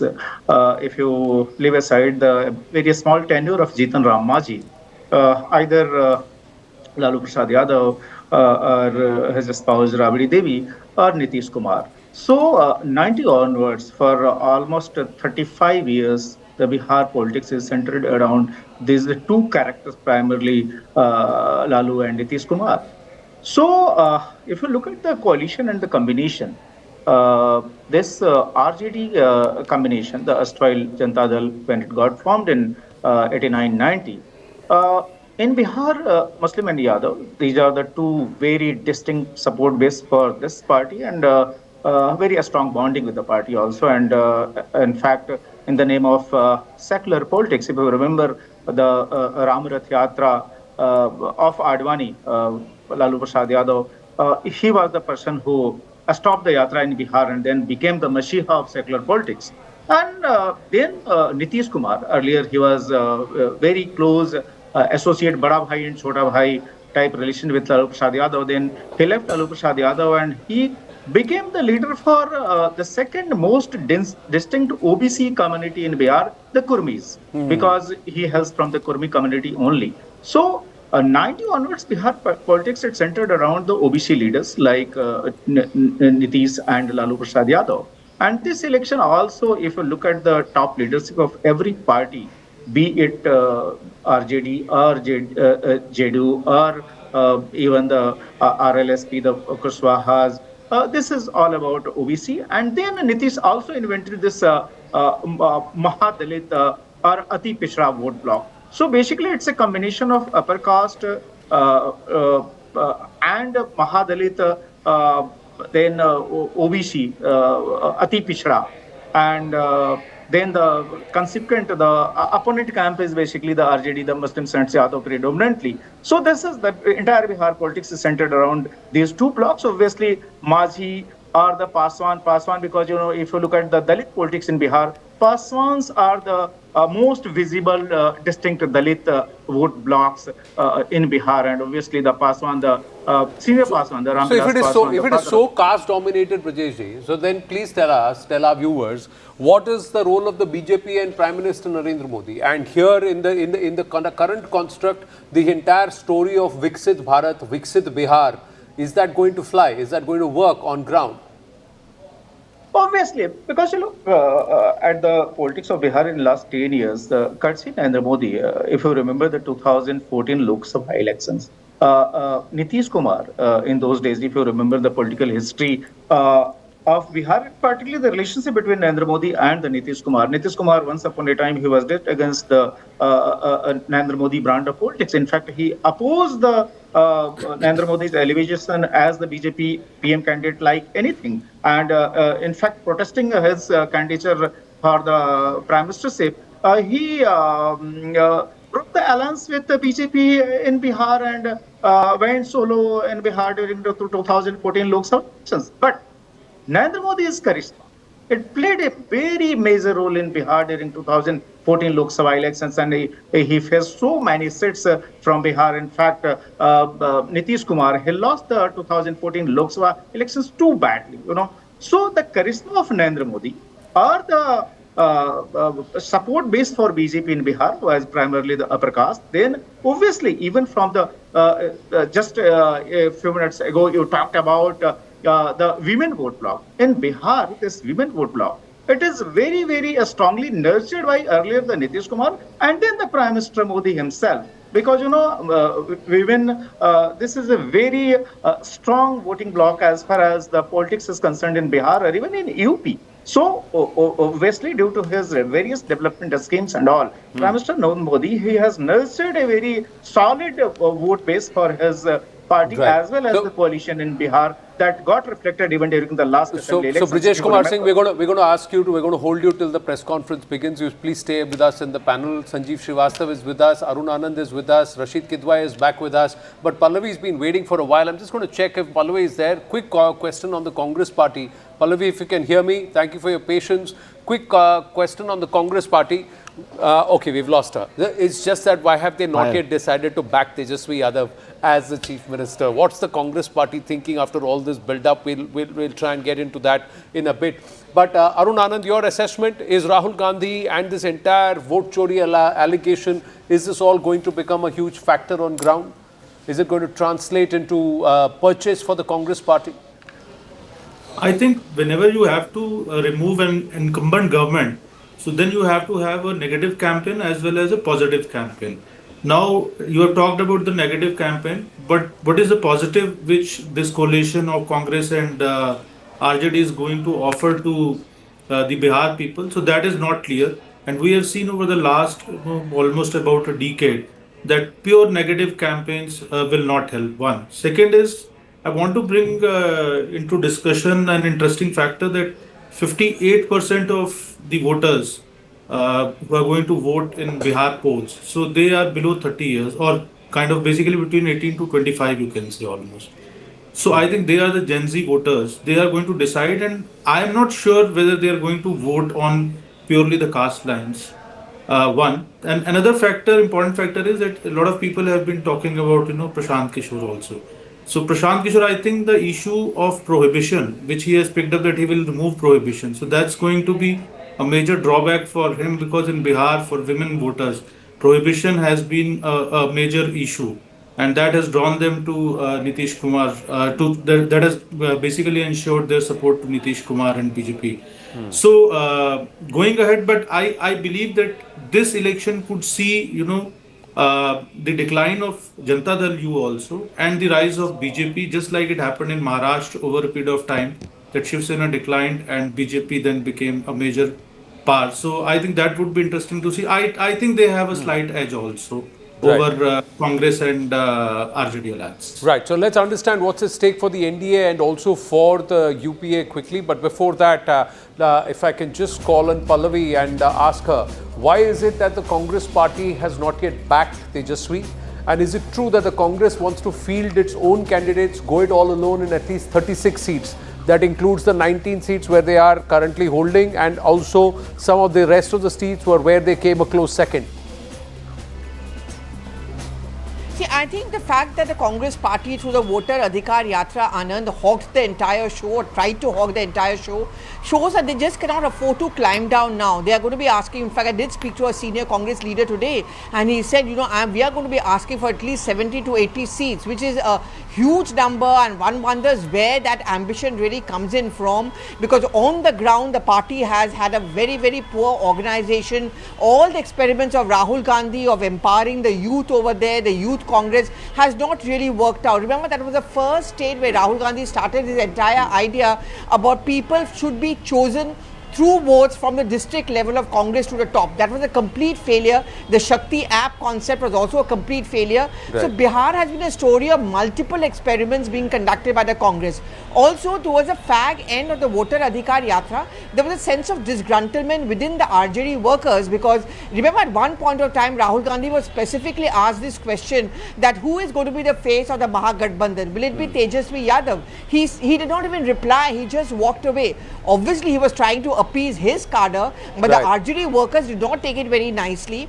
And we did notice that towards the last two options or the legs of the Yatra, the RJD flags were much fewer. So the RJ is going to assert its head. They'll say we are a bigger player, we have greater stakes. So this demand of the Congress of having 60 to 70 seats, I don't think that the last time around also they had the same 70 seats, and somewhere last time also they had around 70 seats, and somewhere, and Zaka can back us on that, and we'll go to him in a bit.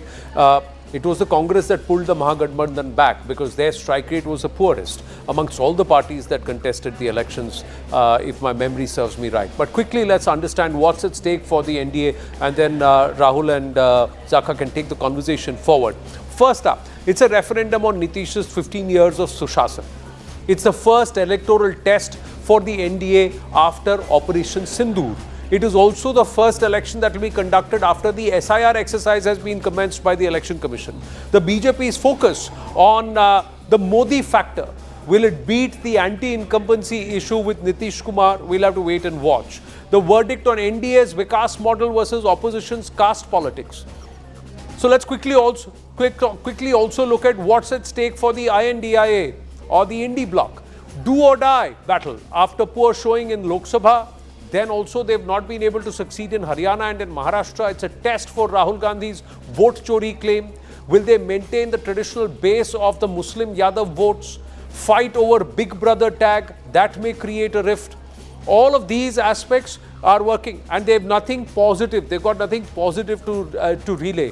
Payal is also there. Quick word with Payal, and then we'll take it to our guests and also with our colleagues here in the studio. Payal, just quickly want to understand what's the NDA's game plan here?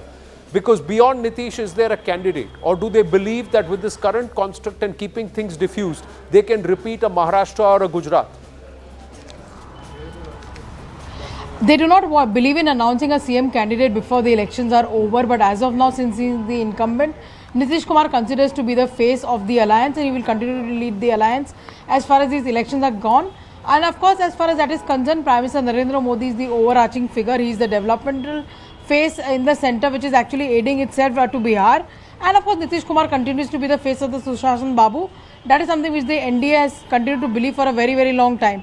I just heard one of our guests really say that, you know, women do not really matter much, or women don't care much about. Of course, women do. In Bihar, about 10 to 15 years ago, it was even difficult, you know, Anand, for you to travel beyond 3 o'clock or 4 o'clock in the evening. But that is now changing. That situation is fast changing, and that is something which the BJP and the NDA does take a lot of pride in. Women turned around the election in 2020 when they said Prime Minister Narendra Modi did not let them sleep hungry during COVID. He gave them free ration. And the fact that Prime Minister Narendra Modi saved many women and their lives by putting a ban on alcohol, which is actually implemented in Bihar only, apart from Gujarat as well. So we'll have to just wait and see what the combination really works out. But for now, Vikas and Vishwas is something that Prime Minister Narendra Modi and Nitish Kumar continue to promise to the people of Bihar. From a Bimaru state to a developed state, that's the journey that one is going to speak about. That is at least what the NDA is believing. And last point that I wanted to make, since many of us were also speaking about the migrant workers and whether they'll be effective or not, let me tell you that the BJP has already got a plan in place when they've been reaching out to multiple migrant people and telling them to come back to and understand the importance of one vote that they would need to cast for development. Well, will they do that? We have to wait and watch. Let's go across to our guest, Rahul Shivshankar, Zakir Jacob. Your thoughts, Mahila Yuva or Muslim Yadav? What will the MY stand for? And Gen Z, Rahul Verma talked about the Gen Z. Brajesh said that the whole dynamic of, is changing. Rashid Kitwai, Sanjeev Srivastava with us. I think about 48 or close to 50% of the voters are between 18 and 25, 18 and 30 really. But, I think the SIR factor will also play a role as to, who it will affect more, we don't know. Because these are the final numbers as the Election Commission has released, and I'm sure, the Chief Election Commissioner will be asked questions about this as well. So the total voter number of voters in the state of Bihar is under 8 crores, about 7.89 crores. The total number of deletions that had happened, first it was 65 lakh and it's increased now to 68.5 lakh. This includes people who've died, people who've migrated, people who have double Aadhaar cards, all of that put together, it's about 68.5 lakh. But there's also been an addition of 21 lakh new voters plus voters whose names were not there in the first list, who challenged it, and then their names got added to the final list. So net, what you have is a 7.42 crore voters. This is the total voter base, the entire electorate base as far as the state of Bihar is concerned. And if you were to take the difference between these two, 7.89 and 7.42, it roughly works out to about 48 lakhs or so. And as I showed a moment ago, a bulk of this is about 5-6% of the total electorate. A bulk of these seats, where those seats, the maximum number of deletions have happened above this 5-6% average across the state. There's one whole pocket of seats in Simanchal, which is, the minority-dominated seats. And there is one big whole chunk in the Mithilanchal region as well, where the NDA did very well last time and the time before that. So which way will the SIR exercise affect? Because I think one of the reporters also mentioned, again, this is anecdotal, they haven't given the exact breakup of the data, but apparently more number of women's names have been struck off. So again, we don't know. We don't know. But if we look at two phases possibility, Brajesh Singh is with us. Rahul Shivshankar, you want to take this forward in terms of the conversation points. Brajesh Kumar Singh, two phases if the elections happen, South Bihar, North Bihar, what's the possibility? Can you explain that to our viewers, and what will that mean for the political parties also in the fray? I believe last time it was the three-phase election. So this time, in fact, JDU has a demand for two-phase, while BJP is going for single-phase argument, because with Bihar we are not going to have any other assembly elections. So it is perhaps doable, but considering the size of huge electorate, I think the two-phase election will be a safe bet, and it will be easier for the campaigners also of every party to do an effective campaign if the election is in two phases. So obviously, depending upon the booth sensitivities and all, Election Commission will decide about the areas which are going to be in the first phase or in the second phase. If it is a two-phase election, if it is a single-phase election, then these questions will not arise. Your thoughts, Rahul Sivashankar? Let me just quickly bring in Rahul Verma on this point. Rahul Verma, the scheduling of the election, does that really make an impact on the ground as far as strategizing is concerned? And number two, this whole push and talk really about the Mahagathbandhan not being able to extend itself beyond the MY vote base. I think they have successfully done that. But what are your views? So on the first question, yes, it matters in how many phases the election happened, not just from the perspective of sort of like campaigning, but also how can you course correct. So if you look at the results of 2020 assembly election, in fact, in the first phase, BJP or NDA trailed behind the Mahagathbandhan really badly. In the second phase, they were able to come sort of like very close. And it was only in the third phase they were able to trounce the Mahagathbandhan to get past the majority mark. And perhaps what changed between phase one and phase two is that BJP or NDA realizing that if you don't clearly go all out in favor of saying that Nitish Kumar will be the CM candidate after the election, things could go really bad. Because in some ways, a crisis was precipitated in the run-up to 2020 election where Chirag Paswan rebelled and contested only in JDU seats. So phases matter because it will depend in what ways parties strategize campaigning. Parties with less resources would like to go in a single phase because if you have a long-drawn campaign, then you might basically be hampered by those resources. But sometimes long phases can also create newer issues, which becomes difficult to sort of like that. Rahul, can I just show that? Can I show that on the map on the magic wall? Because I think he's 100% right. I mean, the election turned between phase 1 and phase 2 and 3, and what turned in that election was the increased number of women. Remember, I mean, people tend to forget this was the first election bang in the middle of COVID. I mean, the national lockdown had come out. But, it was a completely life-changing event. And there's whole images of, migrant labor walking back. A lot of them come from Bihar. This was the first election that happened there. Even campaigning was largely restricted. You couldn't have, massive crowds and so on and so forth. So this was the first election in the middle of COVID, right after COVID happened. And if you look at phase 2 and phase 3, it was 170 seats. And this is really where, the NDA, upped its game and really brought out the women voter. Out of these 172 seats, the NDA won 103. And can you believe it, out of this 103, 68 seats, the number of women outnumbered the number of male voters. So I think it's a significant testimony to how it got out its voter base, it got out the silent Mahila voter to come out. And two, as Rahul Verma said a moment ago, phases matter, because if you were to go back to the phase 1, he's right, the phase 1, the Mahagathbandhan won quite handsomely. And it's not just the RJD. This was also the election where they tied up with the CPI ML, the erstwhile, used to be the Naxals. But the ML also did extremely well. So the Mahagathbandhan got 47 out of 71 seats in that first phase, and the NDA got only 22. So it was almost, the opposite picture. And then the NDA, picked its game, it changed the game. And this is a very rare thing, I would say. I mean, you can ask Rahul about it. Elections generally in the middle of an election, for it to turn on its head, that happens very, very rarely. But how do you, if the election commission does split it, Rahul, how do you sense that they will Look, split I don't want to just go by this one particular election outcome, because I know that the south part of Bihar that used to sort of lead into Jharkhand at one level wasn't really BJP territory. So I just want to bring in Rahul Verma on that. Are we sort of looking at, if you project onto a map from the past, Rahul Verma, the South has not really always sort of stood with, it has had a huge presence of other very, very, very backward castes and EBCs, which have sort of been the silent kind of voter and have not really always played according to the projections.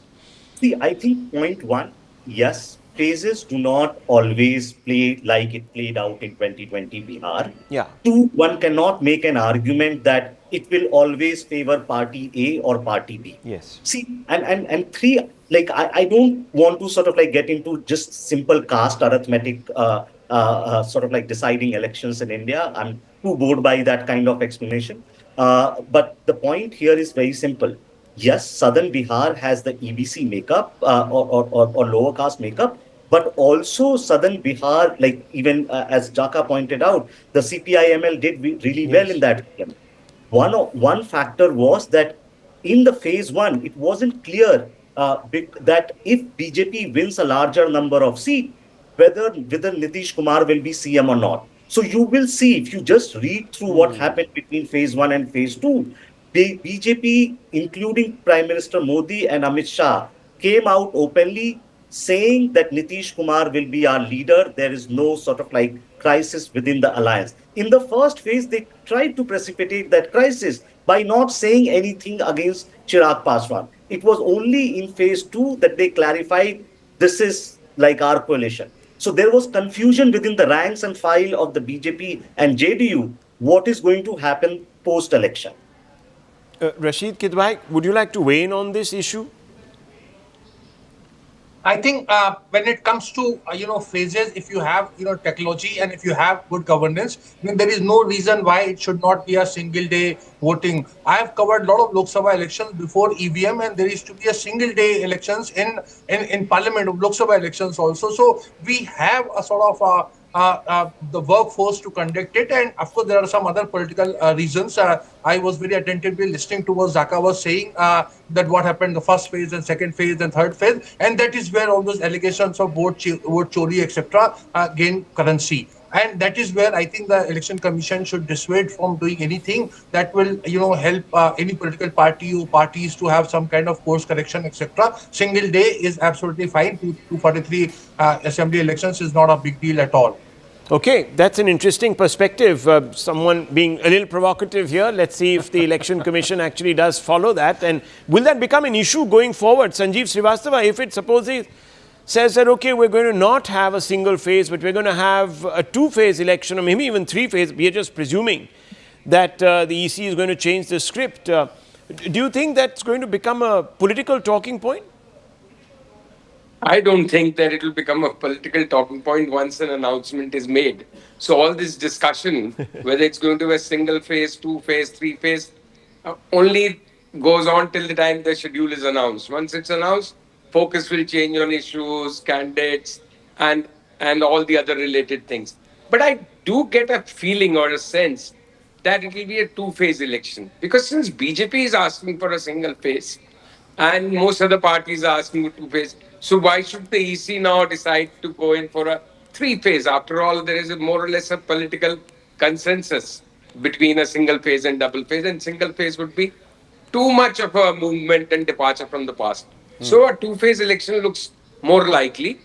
And apart from that, I think it's not just one of, I think, was it Rahul or was it Brijesh? Somebody was mentioning on the panel that on the 2020, Mahila voters turned out in big numbers and helped turn the tide in favor of Modi and BJP. But I think what we forget is that since since 2009 or so, the women have been consistently voting largely for the NDA bloc. It was the bicycles of Nitish Kumar, first thing. Then it was prohibition. So a number of things that Nitish and company or the NDA has done, which has added to the woman voter coming to their bloc, and also the lawlessness or this campaign of Jungle Raj, that also affects the women most.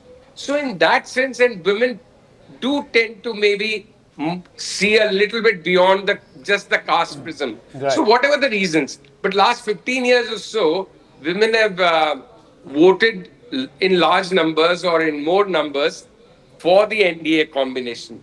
And I think if one just looks at the caste arithmetic, how right that will be, then the caste equations clearly favor the NDA. It's virtually a 2:1 combination with the ECBs, Dalit Paswans, the Kushwas, the Kurmis, and the upper caste. Then the Mahagathbandhan stands no chance. But that is not how it was likely to play out always. So it is going to be looks like it's going to be a keen contest. I will be really most interested in how Prashant Kishore fares in this election, because he has really drugged up a lot of heat and dust at least. Whether that actually turns into votes and affects the change in the ground. Has Prashant Kumar really made a dent? One. Second, is it because of Nitish Babu and the trust in him that across castes there is going to be a certain amount of purchase, and unless Nitish Babu is underlined by the NDA, they will move away? Third, is there a narrative for the Mahila of Bihar which says that your partners, your family members, the male folk in your family will not have to become Bahari for you to make your own bread? Is that narrative going to stick on ground? Is there a reason that is going to be given to the Mahila this time that says you trust in us and we'll ensure that the Biharis don't have to move out of Bihar?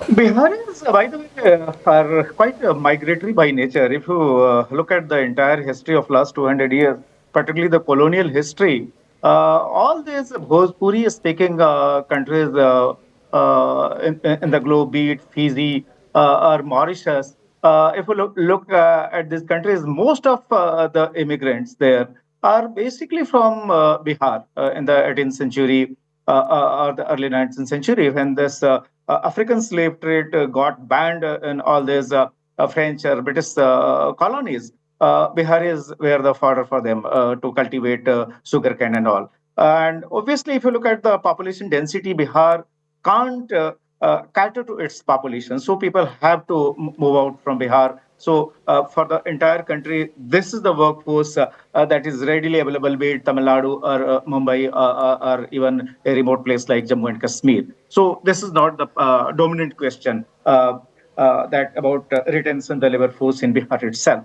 But the most important thing, the Narendra Modi's, his pool. If you look at his popularity, particularly among the youth and the women voters, and Nitish Kumar credibility, because in Bihar, a sense of law and order, sense of security is a very important factor. Nitish Kumar popularity in Bihar, if you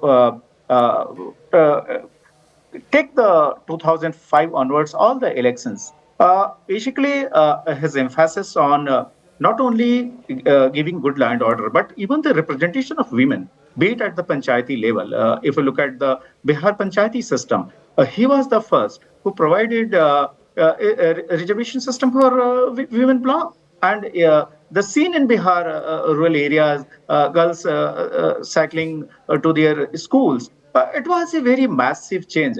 Even the provision played a very major role. So they a very distinct impact on the women electorate in Bihar, apart from youth and all the people who are vying for the development and good law and order in Bihar. So you have to take into account these factors, particularly these two personalities.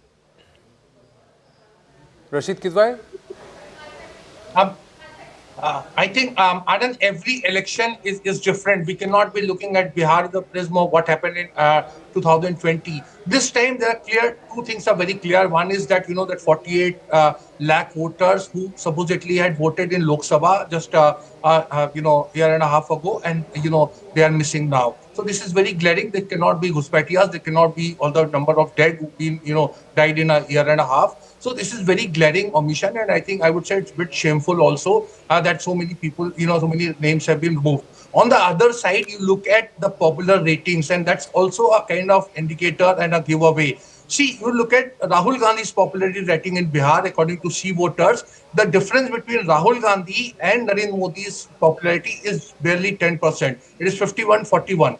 If you look at the individual, chief ministerial candidates, Tejashwi Yadav's ratings are much ahead of any, competitor around. So these are the things that makes this election very interesting, and I would say quite evenly poised. You think so, Rahul? You think PM is not going to be a factor in Bihar, and a Tejashwi is perhaps going to be a stronger face compared to a Nitish? Look, it's all very difficult to say, but anecdotally, I wouldn't take the polls that seriously, because a lot of the people who do actually speak up in Bihar are the more dominant castes. So sometimes poll data can be a little skewed according to those who have found a voice. That's what. So I think one has to be a little, there has to be a couple of caveats that have to be added. Plus, it's very complicated associations. I do think that the Gathbandhan is going in with a little bit of an advantage because Nitish is not pulling his weight in that particular line. This is what a lot of people are anecdotally saying. Now, whether this bears out, I've also heard people who've said that look, there is this residual sympathy factor that people are a little upset with the manner in which certain people are writing off Nitish Kumar, calling him infirm. It smacks of a certain degree of apathy, or in one way disregard, irreverence for Nitish Kumar, who's done actually a lot for the state. So it's a legacy election. His legacy is up for vote. I wouldn't go to the extent of saying that Rahul Gandhi has been able to sort of transcend and become a leader who is within 5%, 10% of the Prime Minister's, but the Prime Minister is not on the ticket, let's not forget. Neither is Rahul Gandhi on the ticket for that matter. But I don't think that that number we should sort of, look at very closely. It's one poll after all, and there can be errors. But will this leadership vacuum make a difference? Who do they vote for? Because many, perhaps in Bihar, will think that Nitish is done. Nitish is over after this. The NDA has not been able to project anybody as strong. So, look, I mean, I think in the BJP fold, and Brijesh and Arun Anand is also here, I think the BJP fold is very clear. I think as far as the BJP is concerned, I think Samrat Chaudhary, who is the Deputy Chief Minister, is going to be the young face. He is already sort of being groomed to be the young face beyond Nitish Kumar. I think the great unknown is the vote bank of Nitish. Does that get subsumed by the BJP? I mean, the bulk of the EBC voters. Does the BJP become the beneficiary of the EBC voters, or do the EBC voters turn to someone else? For example, and I've been saying this again and again, what Akhilesh did in UP, can Tejashwi do the same thing? Can he expand beyond Muslim and Yadav and cater and make himself as this backward class leader and thereby, appeal to a larger EBC base? I don't know if he can do that. He certainly hasn't been successful up until now. This election, again. See, I want to go back to 2020. One thing which sort of worked for Tejashwi was a big campaign promise that he made was, I will announce 10 lakh jobs on day one. Right? I mean, it had a huge impact. I mean, a lot of young people sort of resonated, young men. If you look at his rallies, a large part of their rallies are young men, right? And these are people in the working age. I also, I think the other great unknown is I think Arun made that point, a bulk of the voters this time are so-called Gen Z voters, or at least the voters who were born after the year 2000. They have no recollection of Jungle Raj. I mean, they have no recollection of what a, mess of a time it was in Bihar 30 years ago or 25 years ago. Their priorities might be different. I don't know. That's the reason why I brought the Gujarat reference, because in Gujarat, the Gen Z was reminded.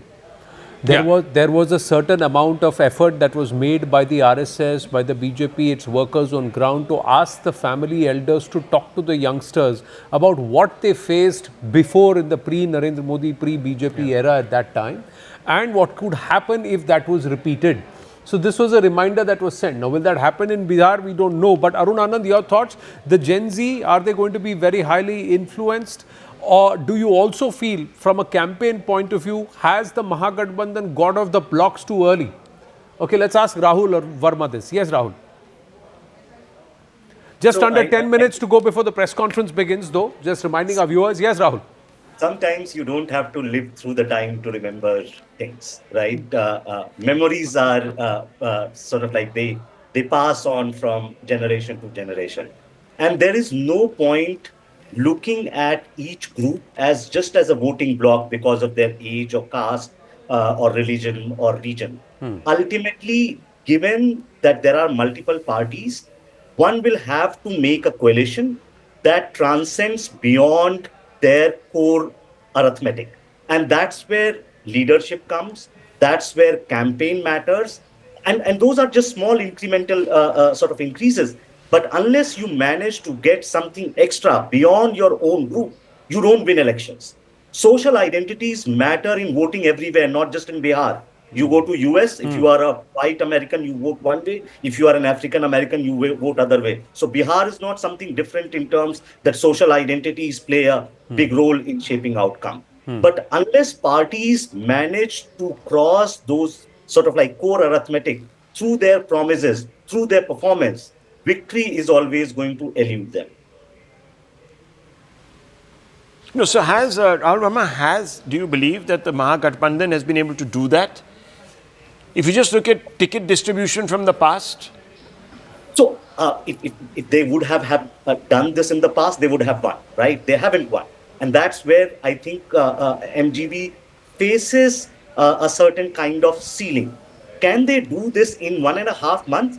It's not easy, but it can be transcended, right? Akhilesh Yadav didn't do just because of certain sort of like announcement of candidates from different castes. See, each sort of like state politics also creates those conditions. So Akhilesh was able to do that because in UP, BJP does not have serious sort of like OBC phase or Dalit phase when the election in the run-up to 2024 became about reservation. Bihar, NDA didn't face the same challenge because they had an OBC phase in terms of Nitish Kumar, a Dalit phase in terms of Chirag Paswan, a Dalit phase in terms of Jitan Ram Manji. So given like that NDA has a larger sort of a social catchment area, it wouldn't be easy for Mahagathbandhan to be able to do what Akhilesh Yadav managed to do in UP. But this is not to say he cannot do, right? Like it's just like very difficult for him. And of course, like NDA now faces a serious anti-incumbency. Nitish Kumar doesn't seem to be in his sort of like health. So it will all depend on, now that election get announced, what would be the campaign narrative of two groups. If MGB continues to just focus on vote chori, I think that wouldn't pay enough, right? Is vote chori a factor anyways, even on ground? Really, is it a factor? It's less likely that alone is going to turn the election in favor of MGB. I think the crucial question in this election, we haven't discussed Prashant Kishore, is whether he managed to chip off a certain segment of voting bloc. And in that sense, that segment is much more likely to come from NDA than from MGB. For the very simple reason, even if he's not aligned with Mahagathbandhan, he is attacking, of course, he's attacking Lalu Prasad Yadav and his family and Tejashwi Yadav, but he's also attacking the governance record of NDA. And in that sense, if he manages to chip a section of your Gen Z voters or even a small section of urban voters, that might hurt the NDA, especially because in 2020, they just managed to scrape through. The vote share. Yeah, but those days, Zaka's got those numbers. The caste combinations and also the Gathbandhan combinations were different. A lot of those who eroded 5%, 6%, 7% vote share and fell into others and including LJP now are back in the NDA fold. Yeah. And the times were different. The tonality was different. The whole mood is very, very different compared to, and also has now PM Modi proved that he is not an authoritarian. He is actually able to work effectively with Gathbandhans in a national level. And in the last 12 months, things that have happened, Operation Sindoor, 18 months. But most importantly, GST. Yeah. Next gen GST, rates coming down during the festive time. Those rates will also start kicking in with the repackaging and reworking. And is that all going to be a factor? No, so as Rahul was saying, you have to expand beyond your base. Now, there are a couple of ways you can do that. Either you transcend your vote bank or you add other parties to your alliance who bring a different set of vote bank. The problem for the NDA last time around was it was largely just the JDU and the BJP, and the JDU and the BJP in the last election cycle were not on the same page on the question of Nitish Kumar and whether he will continue as chief minister. In fact, the NDA came down, the JDU came down to just 43 seats is what the JDU ended up with. The BJP had 30 seats, 31 seats more than what the JDU had, and yet they had to sit back, give the chief minister's post to Nitish Kumar because obviously he is the tallest leader in Bihar. He is the tallest leader in that coalition. And this is despite the fact that there was again a 4% difference, more than a 4.5% difference in vote share between the JDU and the BJP. And Nitish always sort of held that against the BJP, that the fact that he believed, whether rightly or wrongly, that Chirag Paswan was put up by the BJP to undercut his votes. He only put up candidates where JDU was contesting. He didn't put up candidates where the BJP candidate was contesting. So Nitish Kumar convinced himself that it was Chirag Paswan, who by the way got 5.67% vote, but he didn't get a single seat. But this extra 5%, because it's a game of increments, right? It's incrementalism. Because it's a game of increments, this 5%, 5.5% made such a difference that JDU became the junior partner by 30 plus seats. No, where did the LJP actually push maximum number of their candidates in which phase? Phase 1, 2, 3 or So across, he put up candidates phases. across every single constituency where there was a JDU candidate. And I think the JDU fought about 105, 110 seats. It'll be interesting. It was an to equal see. number, I think, between BJP was it and to cut the and JDU down to size at that time politically that the BJP propped up an LJP and then at the process realized that they have to? Arunima is through with us. Let's get an update. It's the final 2 minutes before the press conference will get underway. Let's take you straight to Vigyan Bhavan. Yes, Arunima.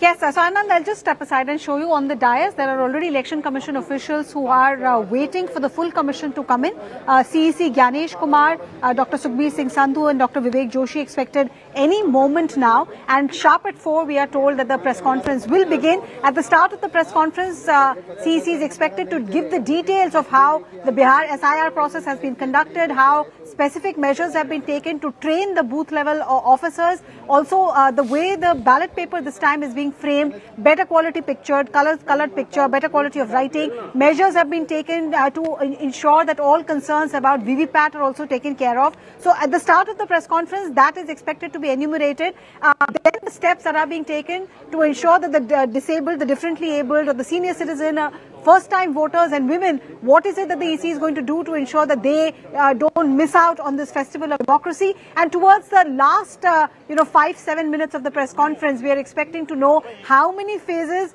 this election is going to be. That's the key headline point, since BJP and JDU both have asked for a single-phase election and the other opposition parties are also not opposed to it. So will that big headline be given by EC is what everyone is looking forward to, single or two-phase elections in Bihar. Last time around it was three-phase. Also, how close to Chhath? Chhath is the big festival. Yes. I think our colleague Brij Mohan was detailing earlier that lakhs of people, about 20 lakh migrant Bihari workers expected to come back to Bihar for Chhath. Can EC ensure his number was nearly 80 lakhs.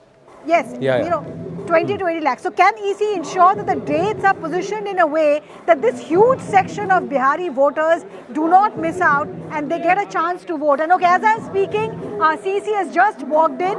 He sees Gyanesh Kumar has walked in and accompanied by the two election commissioners as well. So the full commission is here, Anand. I'll allow them to take over. I think any moment now you'll start hearing the audio of the press conference that is beginning. Yeah, they're all sitting and then they will be introduced quickly and then the proceedings will get underway. Those 6 days between Deepavali and Chhath, around 1 or 2 days after Chhath, are the two phases going to land there or after Chhath overall? We have to wait and watch. Gyanesh Kumarji is going to speak.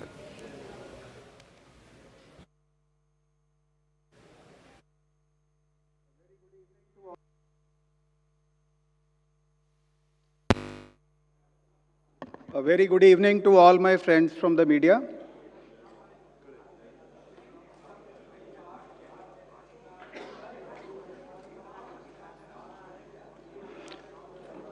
I welcome you all today to the Election Commission of India's press conference for the announcement of the schedule for assembly elections to the Legislative Assembly of Bihar 2025.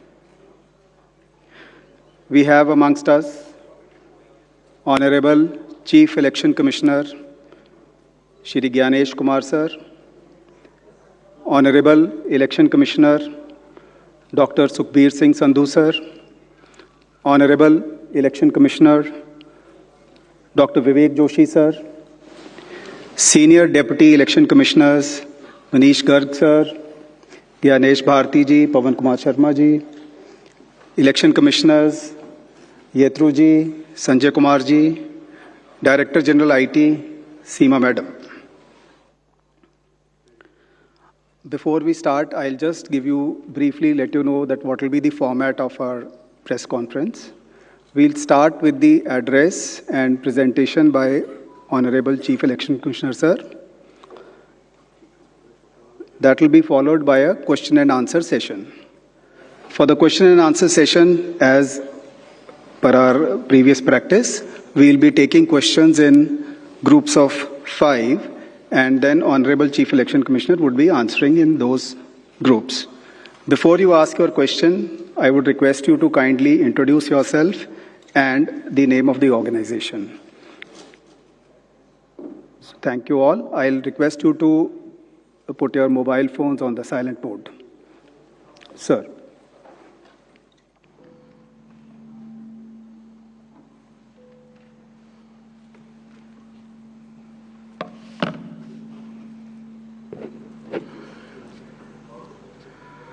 Honorable Election Commissioner Dr. Sukhbir Singh Sandhu ji, Honorable Election Commissioner Dr. Vivek Joshi, election commission के वरिष्ठ अधिकारीगण और सभी media के साथियों,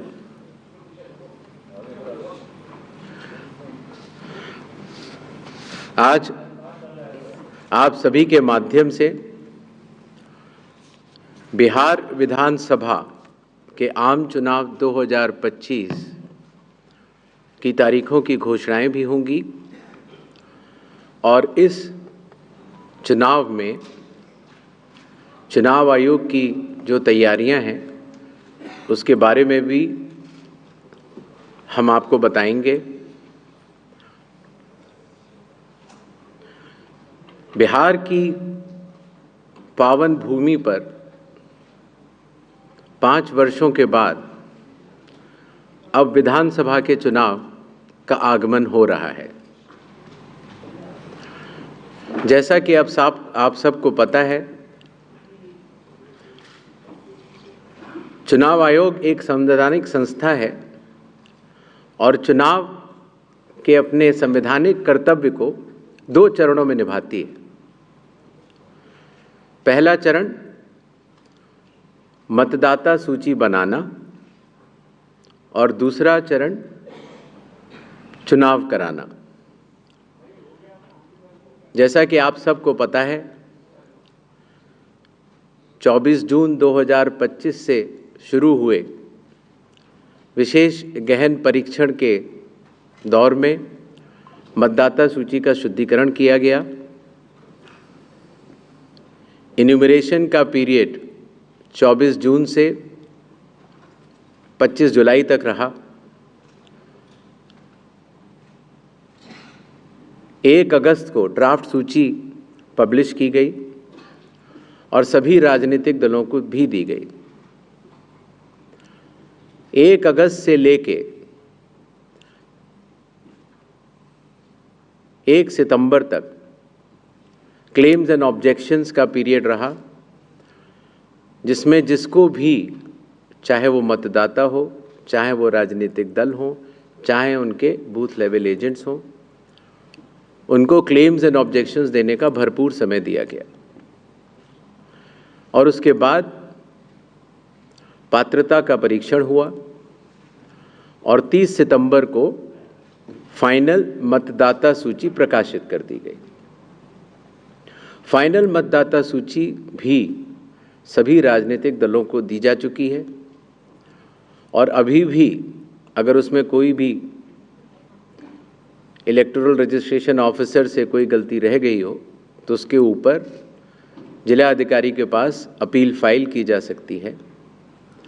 और साथ ही साथ किसी का नाम अगर छूट गया हो तो वो नॉमिनेशन के 10 दिन पहले तक जुड़वा सकता है। नॉमिनेशन समाप्त होने पर जो भी मतदाता सूची फाइनल होगी उस पर चुनाव होंगे और उसके उपरांत कोई भी नाम जोड़ा नहीं जा सकता। अभी हाल ही में चुनाव आयोग की पूरी टीम ने और हम तीनों चुनाव आयुक्त ने बिहार का दौरा किया और दौरा करने के बाद जो सारी चीज़ें समीक्षा के उपरांत आईं, उसके तहत ये निर्णय हुआ कि आज हम आपके समक्ष बिहार के सभी मतदाताओं के लिए, सभी राजनीतिक दलों के लिए चुनाव की तारीखों का ऐलान करें। बिहार में हम लोग सभी राजनीतिक दलों से मिले, सभी जिला collectors, SPs, IGs, DIGs, DGP, chief secretary, divisional commissioners enforcement agencies, सबके साथ CAPFs के नोडल ऑफिसर्स, सबके साथ बैठकें हुई और आपके माध्यम से बिहार की जनता को चुनाव आयोग ये बतलाना चाहता है कि इस बार बिहार के चुनाव न केवल मतदाताओं के लिए बहुत ही सुगम और सरल होंगे, न केवल पूरी चुनावी मशीनरी तत्परता के साथ मतदाताओं के साथ खड़ी रहेगी, न केवल लॉ एंड ऑर्डर की व्यवस्था पर पूर्ण निगरानी रखी जाएगी, बल्कि शांतिपूर्ण ढंग से, पूर्ण पारदर्शी तरीके से बिहार के होने वाले चुनाव शायद सबसे अच्छे चुनावों के रूप में परिलक्षित होंगे, ऐसी चुनाव आयोग की मंशा है। इसके लिए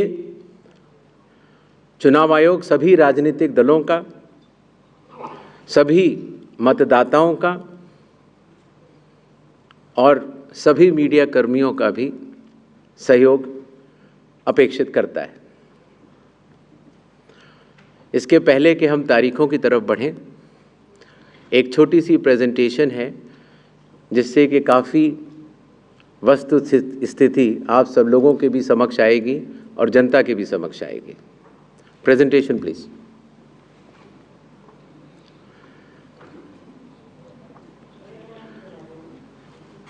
बिहार में कुल 243 विधानसभा क्षेत्र हैं। इसमें अनुसूचित जाति के लिए 38 और अनुसूचित जनजाति के लिए 2 रिजर्व्ड हैं। नेक्स्ट। एक ओवरव्यू अगर लिया जाए मतदाताओं का, तो कुल मतदाताओं की संख्या लगभग 7.42 करोड़ है, जिसमें कि मेल 3.92 और फीमेल 3.5 करोड़ हैं। सीनियर सिटीजन्स लगभग 4 लाख हैं। 100 वर्ष की आयु पूर्ण कर चुके मतदाता लगभग 14,000 हैं और फर्स्ट टाइम वोटर्स लगभग 14 लाख हैं। जैसा कि अब आप सबको विदित है, इस बार चुनाव आयोग ने मतदाताओं की सहूलियत के लिए, उनकी सुविधा के लिए हर मतदान केंद्र पर 1200 से ज़्यादा मतदाता न हो, ऐसा लक्ष्य रखा है। इसके चलते पोलिंग स्टेशंस की संख्या में वृद्धि हुई और अब बिहार में 90,712 पोलिंग स्टेशंस हैं। एवरेज वोटर्स पर पोलिंग स्टेशन लगभग 818। वुमेन मैनेज्ड 1044 और मॉडल पुलिस स्टेशन लगभग 1350। हर पोलिंग स्टेशन पर वेबकास्टिंग की व्यवस्था होगी, जिससे चुनावी प्रक्रिया के ऊपर वरिष्ठ अधिकारियों का पूरा निगरानी किया जा सके। बिहार में कुछ इंटरेस्टिंग चीज़ें भी हैं। दियारा रीजन में लगभग जो 250 पोलिंग स्टेशन हैं, वहाँ घोड़े से पेट्रोलिंग होती है और इसी तरीके से लगभग 197 पोलिंग स्टेशंस में नाव के ज़रिए पोलिंग पार्टीज जाती हैं।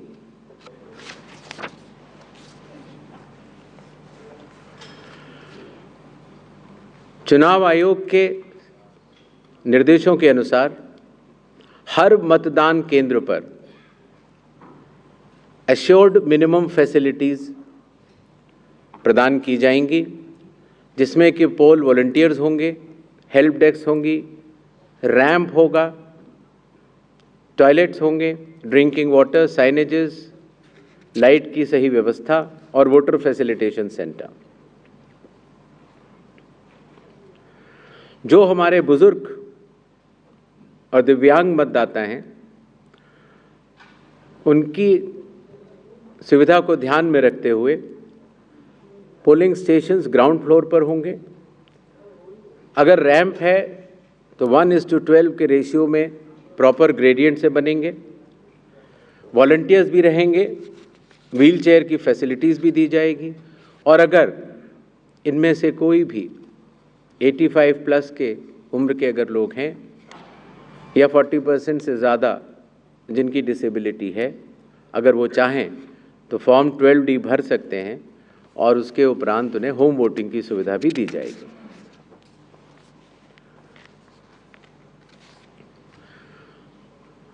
बिहार के दौरे पर चुनाव आयोग ने जिला मजिस्ट्रेट्स को, सुपरिंटेंडेंट्स ऑफ पुलिस को और सभी एनफोर्समेंट एजेंसीज को सख्त निर्देश दिए हैं, zero tolerance to any violence,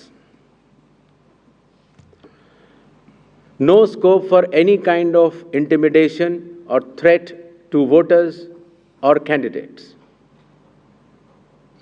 CAPF will be deployed adequately and in advance as a confidence building measure. All officers to act in absolutely impartial way and easily accessible to all the stakeholders. इसके बारे में मैं आपको बाद में भी बताऊंगा। अगर कोई फेक न्यूज़ या मिस इन्फॉर्मेशन होती है,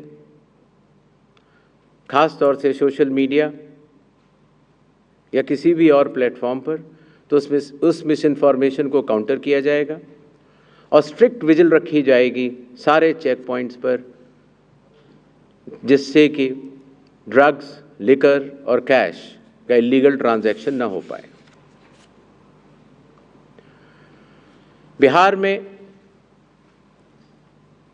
बिहार के पूरी चुनाव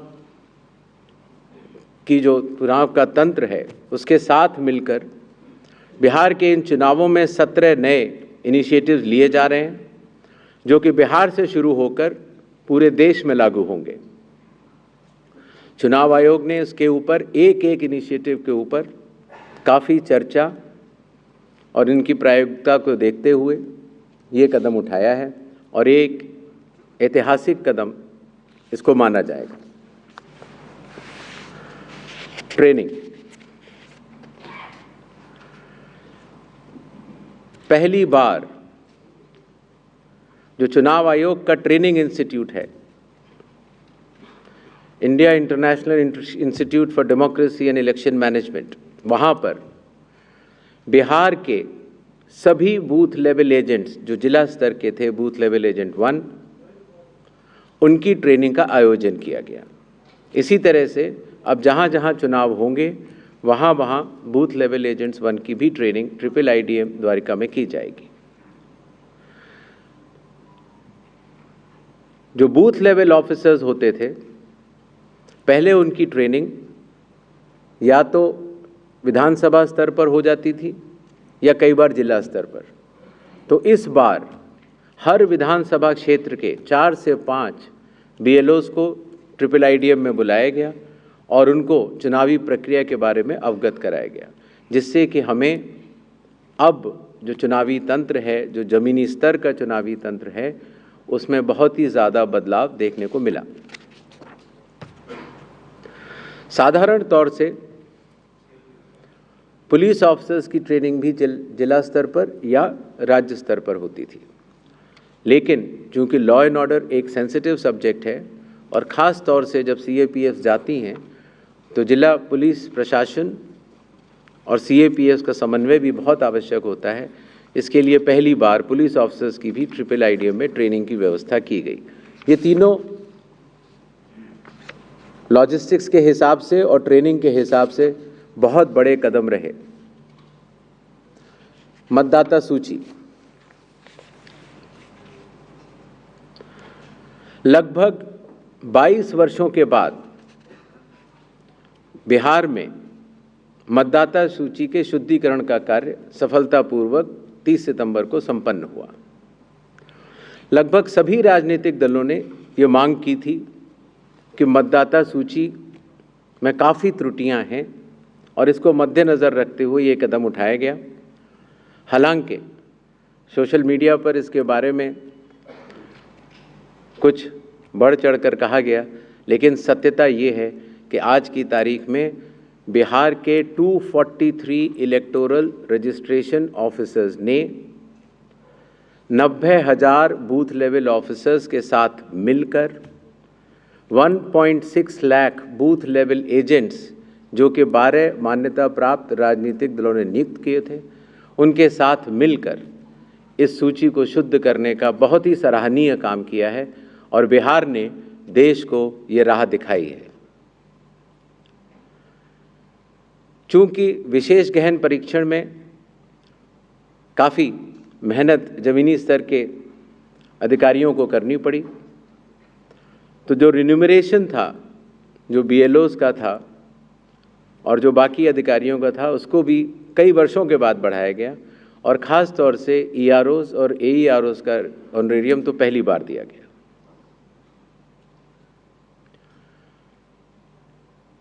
जिन मतदाताओं के नाम सूची में नए जुड़े हैं या जिन मतदाताओं की एंट्रीज में कोई चेंज है, जैसे पता बदल गया, तो ऐसे मतदाताओं को नए वोटर कार्ड दिए जाने हैं।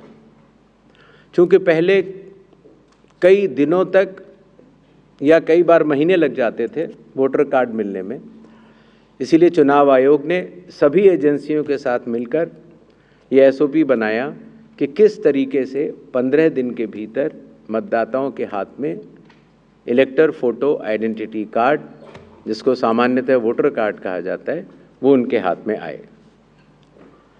इसी तरीके से जो हमारे बूथ लेवल ऑफिसर्स हैं, जब वो मतदाताओं के घर घर जाते हैं तो उनको भी पहचान पत्र पहली बार चुनाव आयोग ने डिज़ाइन भी किया और उनको दिया भी। कंडक्ट ऑफ इलेक्शंस जो आने वाला है,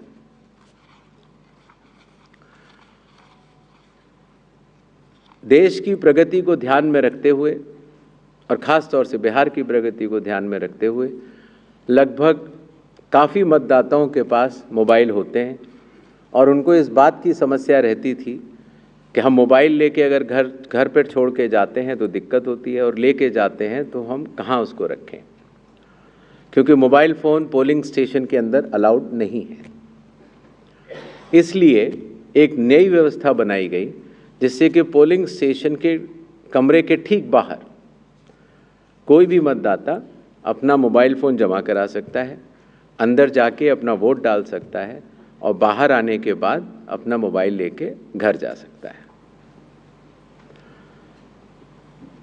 हर मतदाता को नॉमिनेशन का प्रोसेस खत्म होने के बाद एक वोटर इन्फॉर्मेशन स्लिप दी जाती है।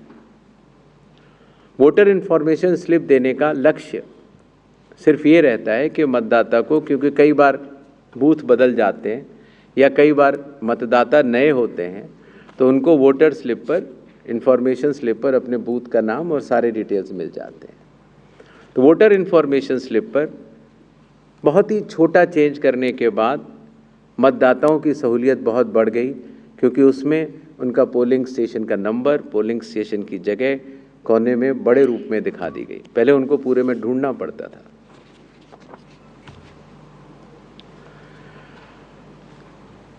चुनाव आयोग की लगभग विगत कई वर्षों से एक एक करके ऐप्स बनती चली गई और लगभग 40 ऐप्स आज की तारीख में चुनाव आयोग के पास हैं।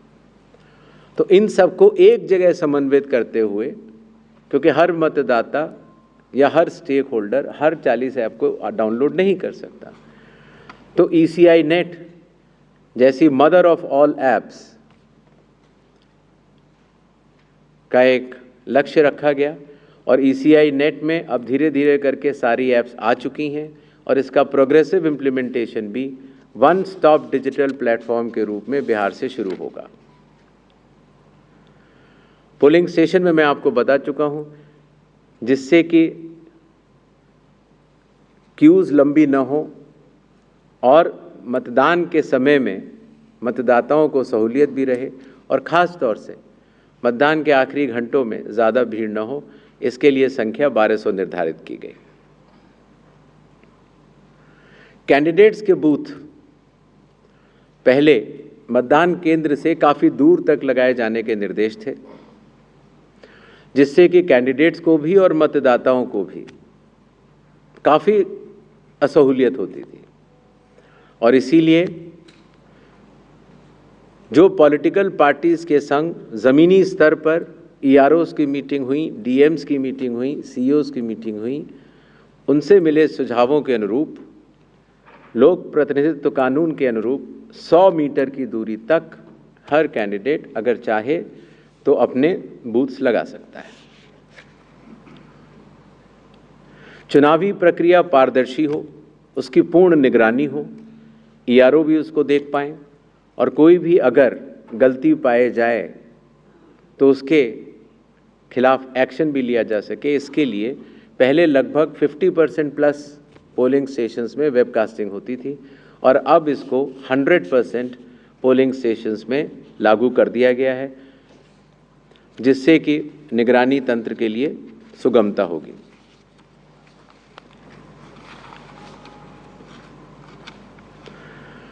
कई बार प्रत्याशियों ने ये शिकायत की थी कि जो हमारी फ़ोटो होती है वो चूँकि ब्लैक एंड वाइट में आती है और जमा तो कलर करते हैं तो वो पहचान में नहीं आती और काफ़ी हतोत्साहित उनको होना पड़ता है जब वो EVM में उनकी फ़ोटो अच्छी नहीं आती है। तो छोटा सा कदम, लेकिन इसमें फिर चुनाव आयोग ने निर्णय लिया कि एक तो फ़ोटो कलर लगाई जाएगी और साथ ही साथ जो सीरियल नंबर होता है उसका फॉन्ट भी बड़ा किया जाएगा, जिससे कि प्रत्याशियों की पहचान भी आसानी से हो जाए और मतदाताओं को सुविधा भी हो।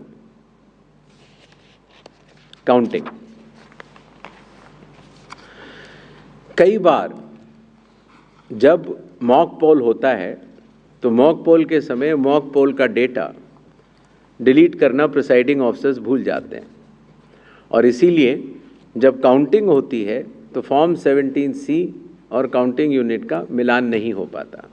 ऐसे केस में किसी भी शंका को न रखा जाए, इसलिए जब भी 17C या वीवीपैट में मिसमैच होगा तो उन EVM से रिलेटेड वीवीपैट्स की पूर्ण गिनती की जाएगी।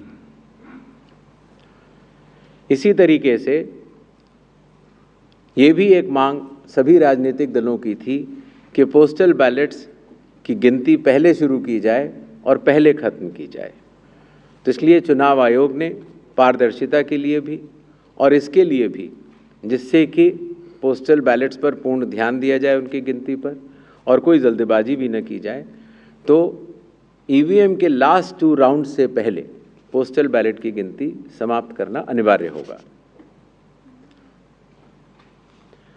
जैसा आप सब लोग को पता है, जब चुनाव खत्म हो जाता है तो फिर आंकड़ों की आवश्यकता कई लोगों को पड़ती है, मीडिया को भी होती है, NGOs को भी होती है, सिविक सोसाइटीज़ को होती है और आम जनता को भी होती है।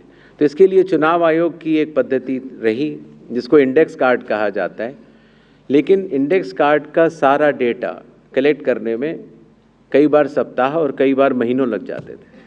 तो अब चूंकि ECI नेट भी आ रहा है और डिजिटल का युग है, इसीलिए digital index cards and reports सारे आपको चुनाव खत्म होने के कुछ ही दिनों के भीतर वेबसाइट पर या ऐप पर मिल जाएंगे। इस चुनाव की विशेषता है ये slide.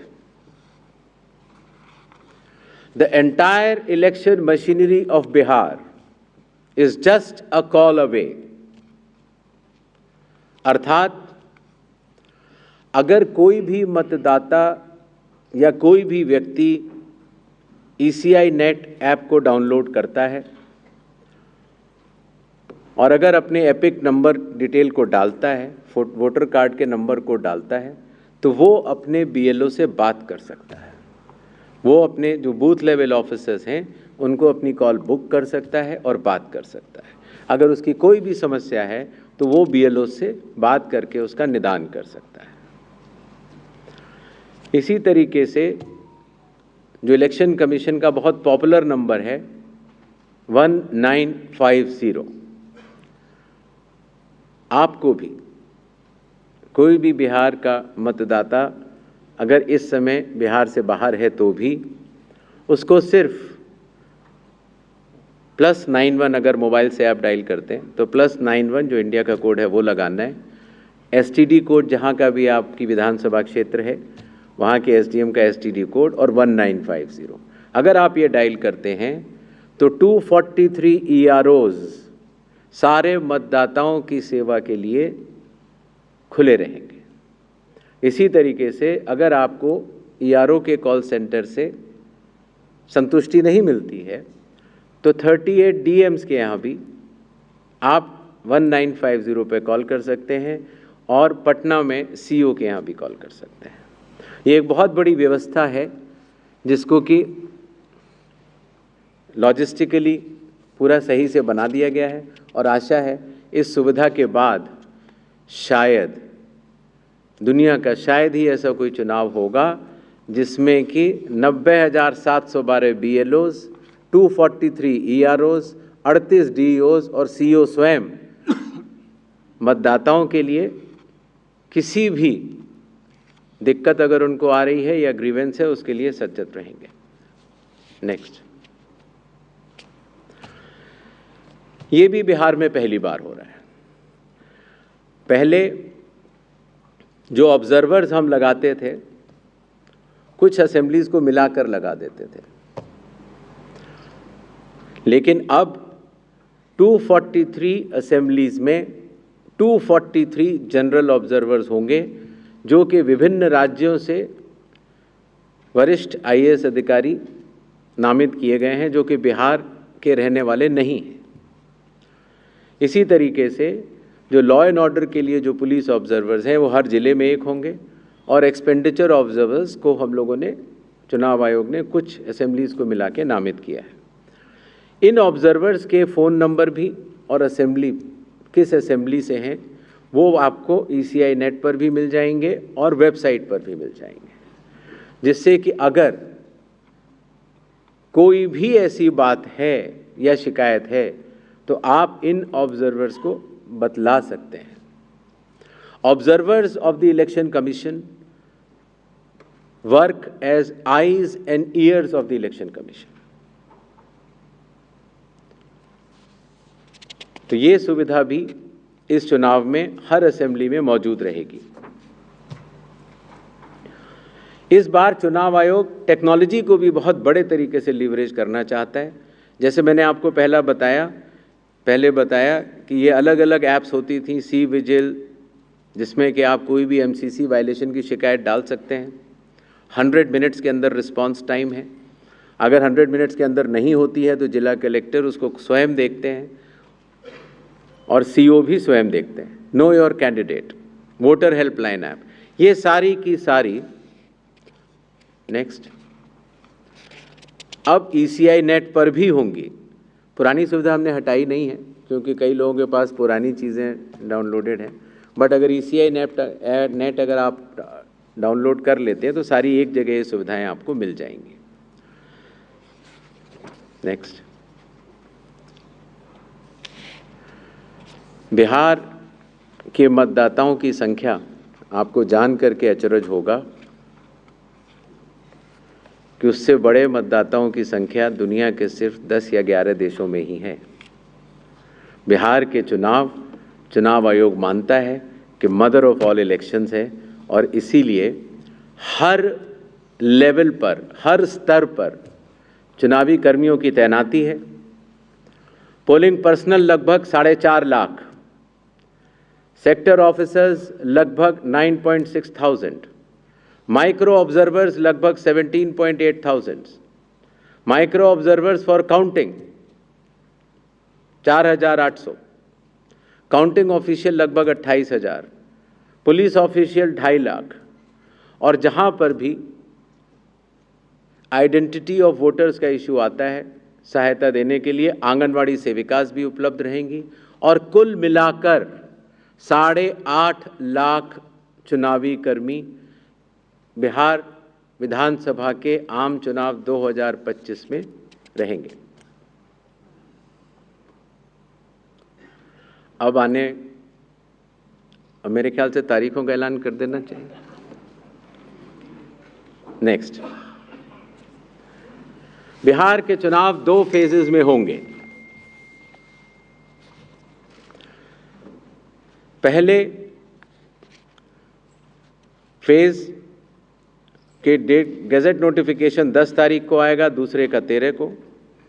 Last date of making nominations पहले फेज की 17 को होगी, दूसरे की 20 को। स्क्रूटनी 18 और 21। विड्रॉल की आखिरी तारीख 20 अक्टूबर और 23 अक्टूबर। और डेट ऑफ पोल 6 नवंबर थर्सडे और दूसरा 11 नवंबर ट्यूसडे। काउंटिंग 14 नवंबर को होगी और पूरी चुनावी प्रक्रिया 16 नवंबर तक समाप्त कर ली जाएगी। नेक्स्ट, जो बिहार के 38 जिले हैं उनको 2 भागों में बांटा गया है। जो आप पीला रंग देख रहे हैं वो फेज़ 1 है और जो आप गुलाबी रंग देख रहे हैं वो फेज़ 2 है। इसकी सॉफ्ट कॉपी आप सब लोग को दे दी जाएगी। नेक्स्ट, बिहार के आम चुनावों के साथ साथ 8 बाई इलेक्शंस भी होंगे। जम्मू कश्मीर के 2, बडगांव और नगरोटा, राजस्थान के अंता, झारखंड की घाटशिला, तेलंगाना जुबली हिल्स, पंजाब में तरन तारन, मिजोरम में दंपा, ओडिशा में नौपादा।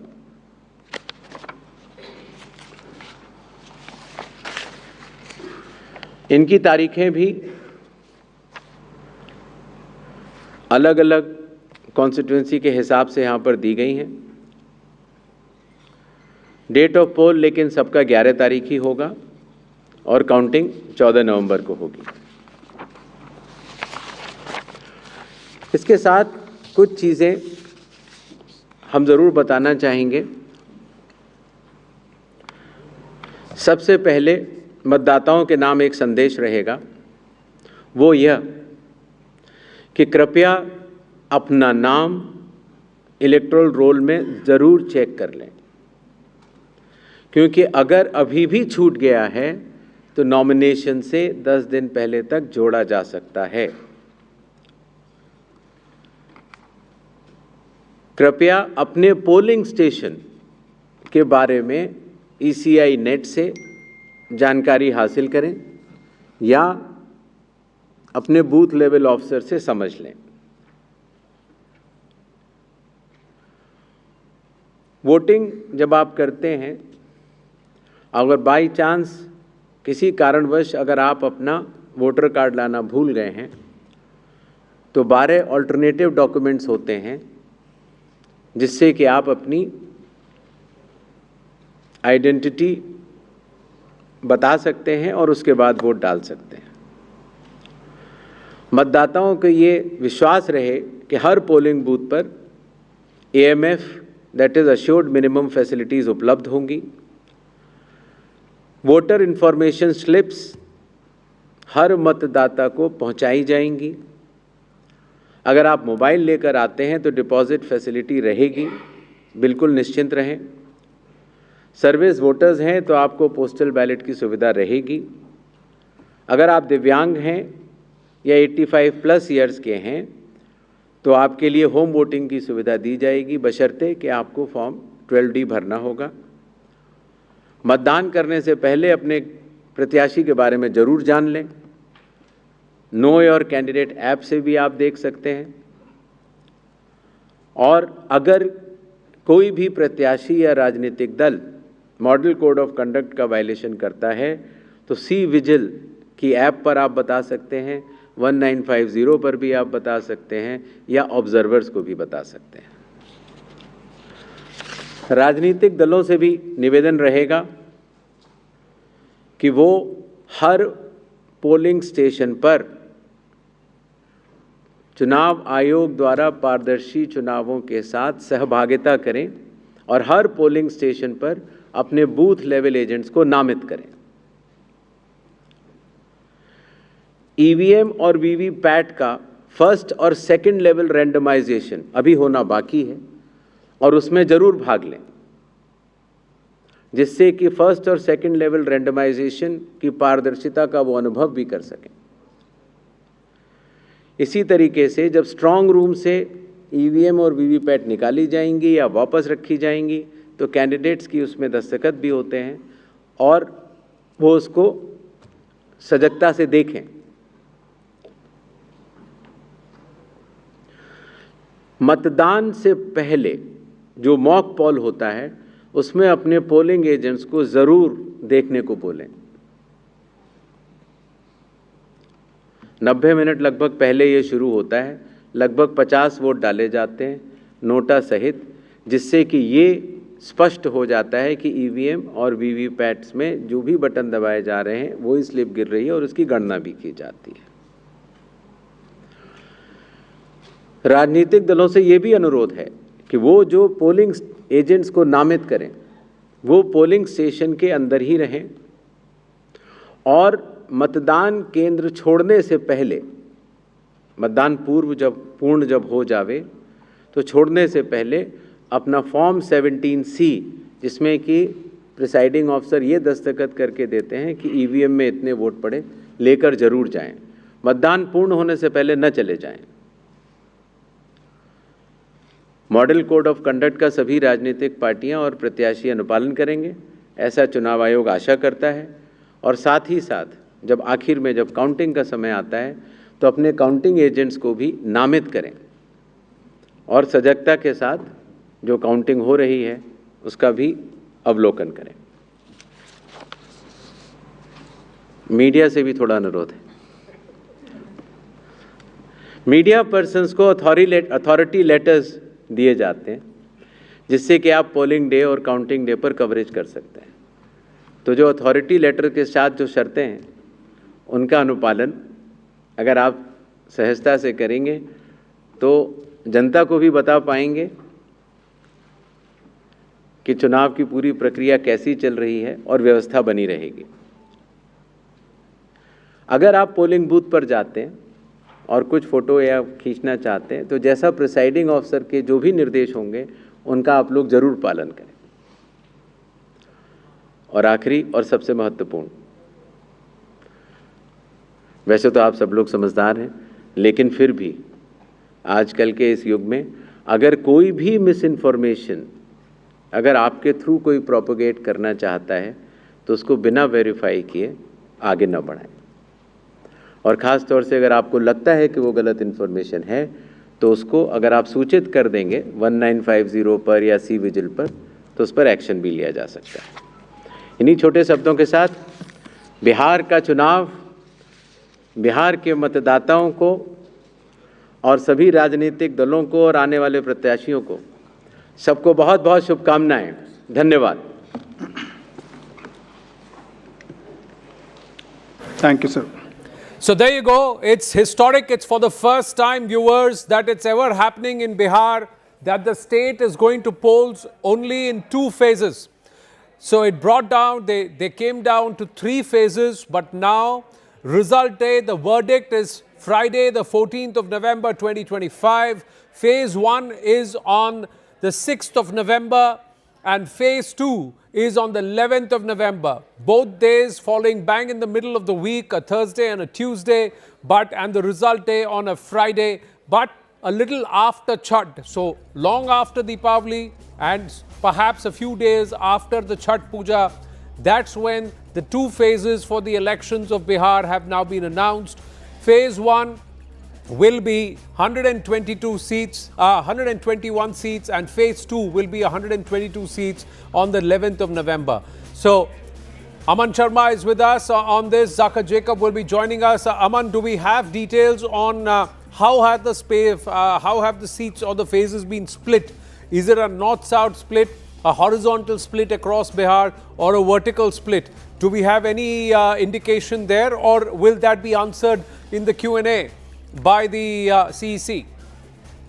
Well, I think, Anand, the split is not vertical or horizontal. It seems like more the center of Bihar is voting first, and then the the boundaries of Bihar, the boundary of districts are voting later. But I think that seems to be the split. We'll have to look closer at the map once it is official that which way Bihar is voting. But very importantly, I think Anand, two-phase voting. And this is what nearly every political party wanted. From 3 phases, we are down now to 2 phases. And this is significant because in 2010, 15 years ago, we were at 6 phases in Bihar. Yes. So this is, we are down to just 2 phases now. This is very significant. This means a quicker election. 6th and 11th is the voting. Both are weekdays, Thursday and a Tuesday, and this is also deliberate by the Election Commission to ensure high turnout. This is a strategy they also adopted in Maharashtra, for example, when they kept the middle of the weekdays for polling, so that people don't club their weekends and leave for holidays. So Tuesday and Thursday is going to be the polling days. That could increase the polling numbers. That's what the Election Commission always thinks, and the result is coming on the subsequent Friday on later that month. So that is very, very clear. The Election Commission strategy is to have a shortened election on a weekday, so that the turnout can be higher. Well, thanks for that, Aman.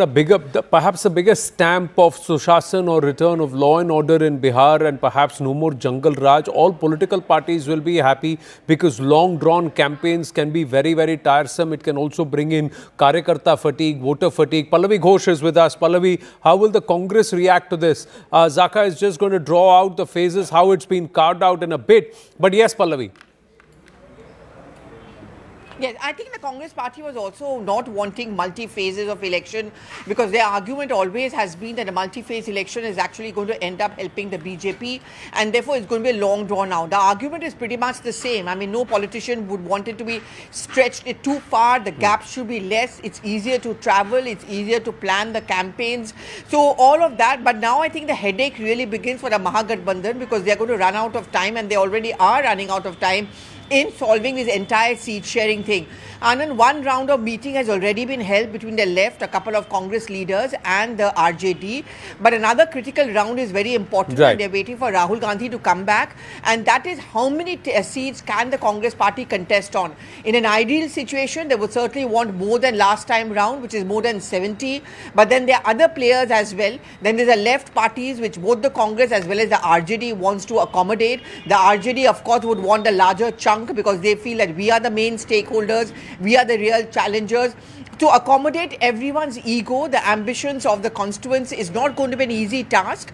But at the end of the day, I think the time is running out. They have a lot of catching up to do, and that is when they're going to start to hit the ground. Congress is not very strong when it comes to an organizational build-up or an organizational campaign. Their reliance excessively on central leadership has not worked for them. They don't have any strong, high-profile state leadership as well. So this is another big setback for them, because on the other hand is Tejashwi Yadav, Nitish Kumar, the Prime Minister, and so on and so forth. But who do you have from the Congress's side now?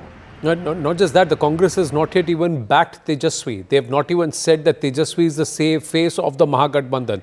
Now, is that going to help or hurt the Congress? We'll wait and watch. We'll also go across to our spokespersons of the various political parties who are joining us. But Zaka, as you lead into them, just take us through what you think, how the phases have been carved out. Yeah, I'm very bad at drawing, and with the auto pen, it's even worse. But it's a bit like this. So unlike last time, where you had the southern seats voting in the first phase, the Mithilanchal seats voting in the second phase, and the Simanchal seats voting in the third phase. This time around, it's only 2 phases, which in itself, I believe, is a first for Bihar. What they've done is the border constituencies. This is the border with Nepal, of course, the open porous border. So the Mithilanchal seats and the Simanchal seats, and of course some parts of southern Bihar will vote in the second phase. That's the 122 seats in phase 2 on November 11th. The first will be the central part of Bihar, which includes, of course, capital Patna, the Magad region, parts of Bhojpur, etc. The central part, which is again 21 seats, they will vote in the first phase. So there isn't a north-south divide, as it were. I think it's more like, the border seats, whether it is the border with Nepal, or of course this is the border with Bengal, where the issue of illegal immigrants, etc., is a big talking point here. This will vote in the second phase, and whether or not the SIR exercise will have an impact, we will know in this phase. But the first phase is going to be Patna, Magad, and parts of central Bihar.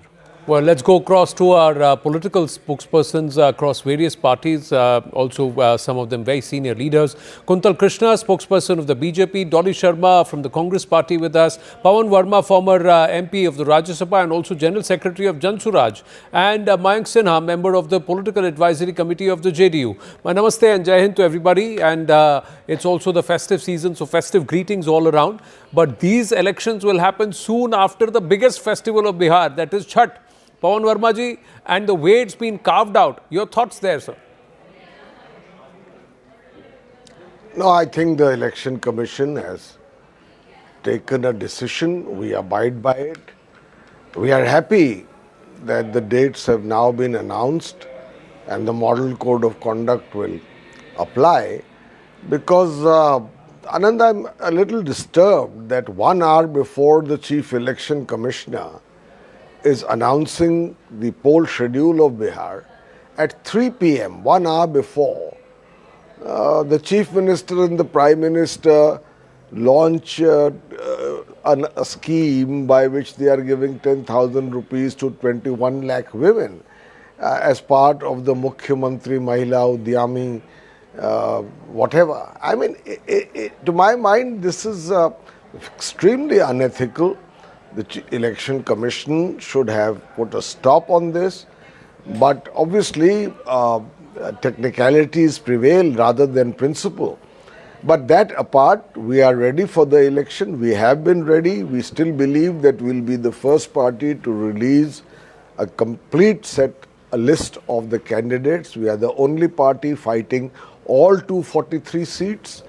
We have a strong organization. We have the largest member of any political party. Our paid up membership is in the vicinity of 1 crore 30 lakhs, almost twice the size of the BJP. We have a dynamic leader in Prashant Kishore, and above all, we have the right ideology of change for Bihar, which has suffered long enough for 30 years and remains after 30 years the poorest and the most backward state. Kuntal Krishna, opening comments and then we'll take it forward, please. Yes, Kuntal Krishna. Hey, now the battle for Bihar is all done. Election Commission has announced. We requested for a single phase election, but what Election Commission has decided is most welcome. BJP and its allies, we are all set for elections. In fact, we are all set for the next win. We are hoping and we have planned to win around 225 seats because we want a big majority. Bihar is at a verge where these elections are going to be a turning point for Bihar. Either Bihar is going to take off towards a very strong future, a future which is like a developed Bihar, or Bihar is going to take a U-turn. The political situation is our opponents has already conceded their defeat. That's why they have fielded their B team, that is Jan Suraj and Prashant Kishore. Rajad and Congress has already conceded their defeat. That's why they are relying on their proxy friend Prashant Kishore. But in spite of that, we are very sure that people of Bihar are going to bless us because they believe in the work which we have done. What we promised, we delivered. And our major poll plank, the only poll plank is what we said we delivered. Dolly Sharma ji, convinced? See, we wanted elections to be in two phases, and thankfully it is there, and we wanted it to be after the Chhath Puja. So it is very good. Our main aim was that every citizen, every person of Bihar should vote. They will easily be able to exercise their, democratic right. So now it is good that they'll be able to vote. And I would want to say that the BJP spokesperson was saying so many things, but this time Bihar will see change because they are fed up of the government that is ruling today. There is a lot of increase in the number of kidnaps. There is a increase in the rate of unemployment. There are so many things in Bihar which people of Bihar are fed up of with the present government, and they are looking for change, and Congress and RJD will get this change this time. Mayank Sinha, it's also a test for the JDU. You're happy with the way the phases have been split? Yeah, today is a very big day for Bihar, and we all are welcome regarding for the election commission decision. And we won 225 seats in the 2025. And again, the chief minister take oath again in the 2025 in the November 14. So we are very ready for that, and we are going to be form a good government with better communication with everything like that in the interest for the people of the Bihar. And now you are yesterday you look also the Patna Metro is today the Patna Metro is inaugurates, and today it is running in the 4.5 kilometers. This is a very great day for the Bihar. And also the in the few days yesterday the Rajgir International Stadium inaugurates the Honorable Chief Minister of Bihar. This is the current Bihar, and the Bihar peoples looks in the future. It is very day by day the growth rate of the Bihar is going to be higher. So that's why. So you agree with the BJP that Jan Suraj is Congress and Rajat's B team, whereas the allegation is the other way around? And also questions are being raised about the ability of Nitish Babu to continue to lead not just the JDU but also Bihar forward. No, today is not I am going to any comment, because we are going for the election. It is a great day for the Bihar. I am not going to comment any party. And I wish to all of the parties, so you can go and convince the voters of the Bihar who is the B team, who is the A team, who is the C team. We are looking for the development of Bihar. My CM is looking for the development of Bihar, and it is going from the last 18 years. I am not going to comment any such party which was not in the interest for the Bihar, and they are corrupt, and they are looting the people of the Bihar from the last 20 years in the 1990 to 2005. So my CM is for the good governance, for the better communication, for the interest of the youth, for the each and everything. Our vision is very different. But please don't mind me, allow me this, that your CM is somebody who always wants to be CM irrespective of which side he is. But he has been able to be CM 9 times. Will it be a 10th time? We'll have to wait and watch. That the voter will decide. But Pawanji, you wanted to respond to the BJP on the jibe at the Jan Suraj? I found it interesting. I found it interesting that in the very opening statement, the BJP could not but mention Prashant Kishore, because the real factor X which is going to win the election is Prashant Kishore's Jan Suraj and our party. The point is, Anand and Zaka, that if you are talking of change, please look at the situation of Bihar. We have the JDU spokesperson who is today so critical of the RJD. They have been partners. You have the BJP which has said that Nitish Kumar's DNA is wrong and that has sworn never to partner with JDU. They are partners with each other again. You have the Congress which has been a partner with the RJD, even though they may be having tensions now as to who will be the chief minister. All these parties together or separately or in absolutely untenable combinations have been solely responsible for the very unfortunate ruination of Bihar. 30 years, 14 crore people, Anand. But still the most poorest and most backward, 1/3 below the poverty line. Today, almost 5 crore people are below the poverty line, earning less than 100 rupees a day, fighting to get 1 meal a day. But 40% of the women are illiterate. Pawanji, for a long this is their rule. You also, long and glorious, illustrious career of yours, diplomatically, politically, have also gone all around before you have come and sat on this chair where you are today. So you would also see the evolution of Bihar and the narrative has changed. But yes, it makes for an interesting fight, and you have said that yes, the Jan Suraj is someone who is perhaps in the play, in the fray. Or do these parties want to talk it up so that it comes into the fray? Dolly Sharma, quick reaction, and then final word from our BJP spokesperson before we have to take a short break. Yes, Dolly. There is corruption in full swing. Everybody is, watching today. The CAG report also mentioned 70,000 crores of Gabla, I must say, that people of Bihar are watching. And when you talk about BJP or the JDU who are ruling today, they have nothing to say about it. They don't speak about people of Bihar. They speak about Ghuspetia, despite of the fact that BJP is ruling in center and JDU in state, and still they say Ghuspetia coming. So they have nothing to talk about for the people of Bihar. They have no issues, to talk about what they have done, what they have not done. No. Only they talk about is Ghuspetia. Only they every day come up with something or the other, some issue or the other to divert the people of Bihar. Today, the backward, the minority, the youth, the females, all are suffering in Bihar, and they have nothing about this. Today elections are here, and now they are planning to give 10,000 rupees to each and every female just to get their vote. And just like they did in Maharashtra, after elections will be over, you will see the names will be cut like they've done in Maharashtra. Crores and crores of females, they've cut their names, and now they've stopped getting the amount that they got before Maharashtra election. Same they will do in Bihar. This is every time BJP will come up with in this case. In this case, Dolly ji, the voter list cutting has happened even before the poll dates have been announced. No. So I am not talking about the voter list cutting, sir. I am from the beneficiary list.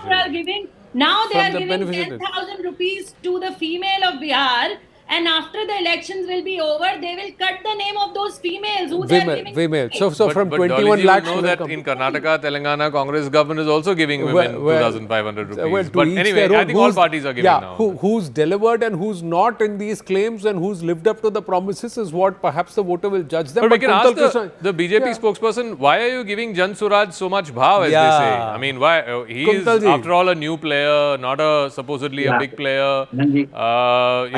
Why are you giving him so much attention? I tell you, Anandji, Jakaji, because it deserves attention, sir. With all due regards to Pawan Verma, especially to Pawan Verma, Pawanji, please mark my words and the date. You will also feel regretted because you will also be cheated. Your founder has got a foolproof plan to cheat people of Bihar and to cheat people like you. Jan Suraj and Jan Suraj's founder, they are working to bring Bihar back to those dark ages. They are working to bring Bihar back to that Jungle Raj. I'll tell you, please go back to 1995. What happened in 1995? Prashant Kishore is trying to replay the same political situation. In 1995, NT, the so-called what we call Jungle Raj, anti-Jungle Raj votes were split, and the result was Lalu Prasad Yadav and his plundering administration was able to win. That is what Prashant Kishore is trying to do.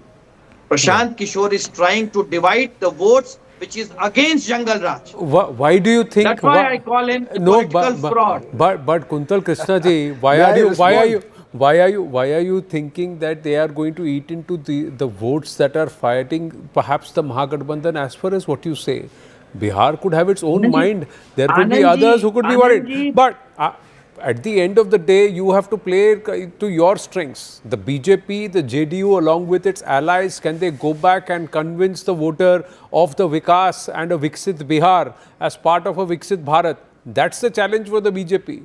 What somebody else is doing is supposed to be their concern, not yours. Interesting this. Let's just quickly listen into the reactions, and also would like to play out the announcement from the CEC, what he said in his briefing. It's also going to be they're creating a mother of all apps, perhaps integrating all and making the entire electoral process not just tech driven, but also for the first time we would get color photographs of all candidates being placed at all polling booths. 90,000 polling booths will be in operational. Just listen into these. Bihar के चुनाव 2 phases में होंगे। पहले phase के date gadget notification 10 तारीख को आएगा, दूसरे का 13 को। Last date of making nominations पहले फेज की 17 को होगी, दूसरे की 20 को। स्क्रूटनी 18 और 21। विड्रॉल की आखिरी तारीख 20 अक्टूबर और 23 अक्टूबर। और डेट ऑफ पोल 6 नवंबर थर्सडे और दूसरा 11 नवंबर ट्यूसडे। काउंटिंग 14 नवंबर को होगी और पूरी चुनावी प्रक्रिया 16 नवंबर तक समाप्त कर ली जाएगी। बिहार के आम चुनावों के साथ साथ 8 बाई इलेक्शंस भी होंगे। जम्मू कश्मीर के 2, बडगांव और नगरोटा, राजस्थान के अंता, झारखंड की घाटशिला, तेलंगाना जुबली हिल्स, पंजाब में तरन तारन, मिजोरम में दंपा, उड़ीसा में नौपादा। इनकी तारीखें भी अलग अलग कॉन्स्टिट्यूंसी के हिसाब से यहाँ पर दी गई हैं। डेट ऑफ पोल लेकिन सबका 11 तारीख ही होगा और काउंटिंग 14 नवंबर को होगी। Thank you for staying with us here on CNN News 18 as our coverage continues. The stage is all set for the Bihar Assembly Elections. It is going to be a blockbuster fight. There are 39 days to go before we see that two-phase poll that takes place in Bihar. The dates were just announced for that 243-seat strong assembly in Bihar. Two phases, like I said, is where the polls will be conducted. The first will be on the 6th of November. The second phase will be voting on the 11th of November. And the verdict for Bihar will be on the 14th. The upcoming Bihar Assembly elections are expected to be a close fight between the two coalitions, the BJP-JDU, which is the ruling alliance, and the opposition, Mahagadbandhan, which is the RJD and the Congress. But there is a third factor that seems to be adding a twist, that seems to be adding a masala, so to say, to that Bihar fight. The new element is Prashant Kishore and his party, the Jan Swaraj party. They are positioning themselves as an alternative force in the state. In fact, leaders of the Jan Swaraj party are also claiming that not only will he be the kingmaker, he could also emerge as the king.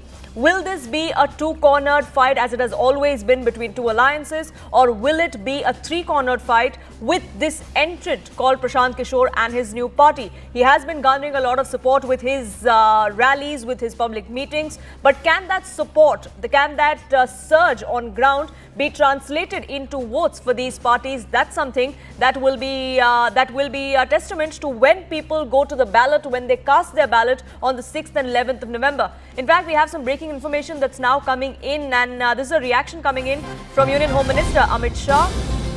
He has just taken to social media and he's talking about the poll dates that have just been announced. Union Home Minister there going on to say that the Election Commission has announced the Bihar Assembly elections. Congratulations to all the people of Bihar for this grand festival of democracy.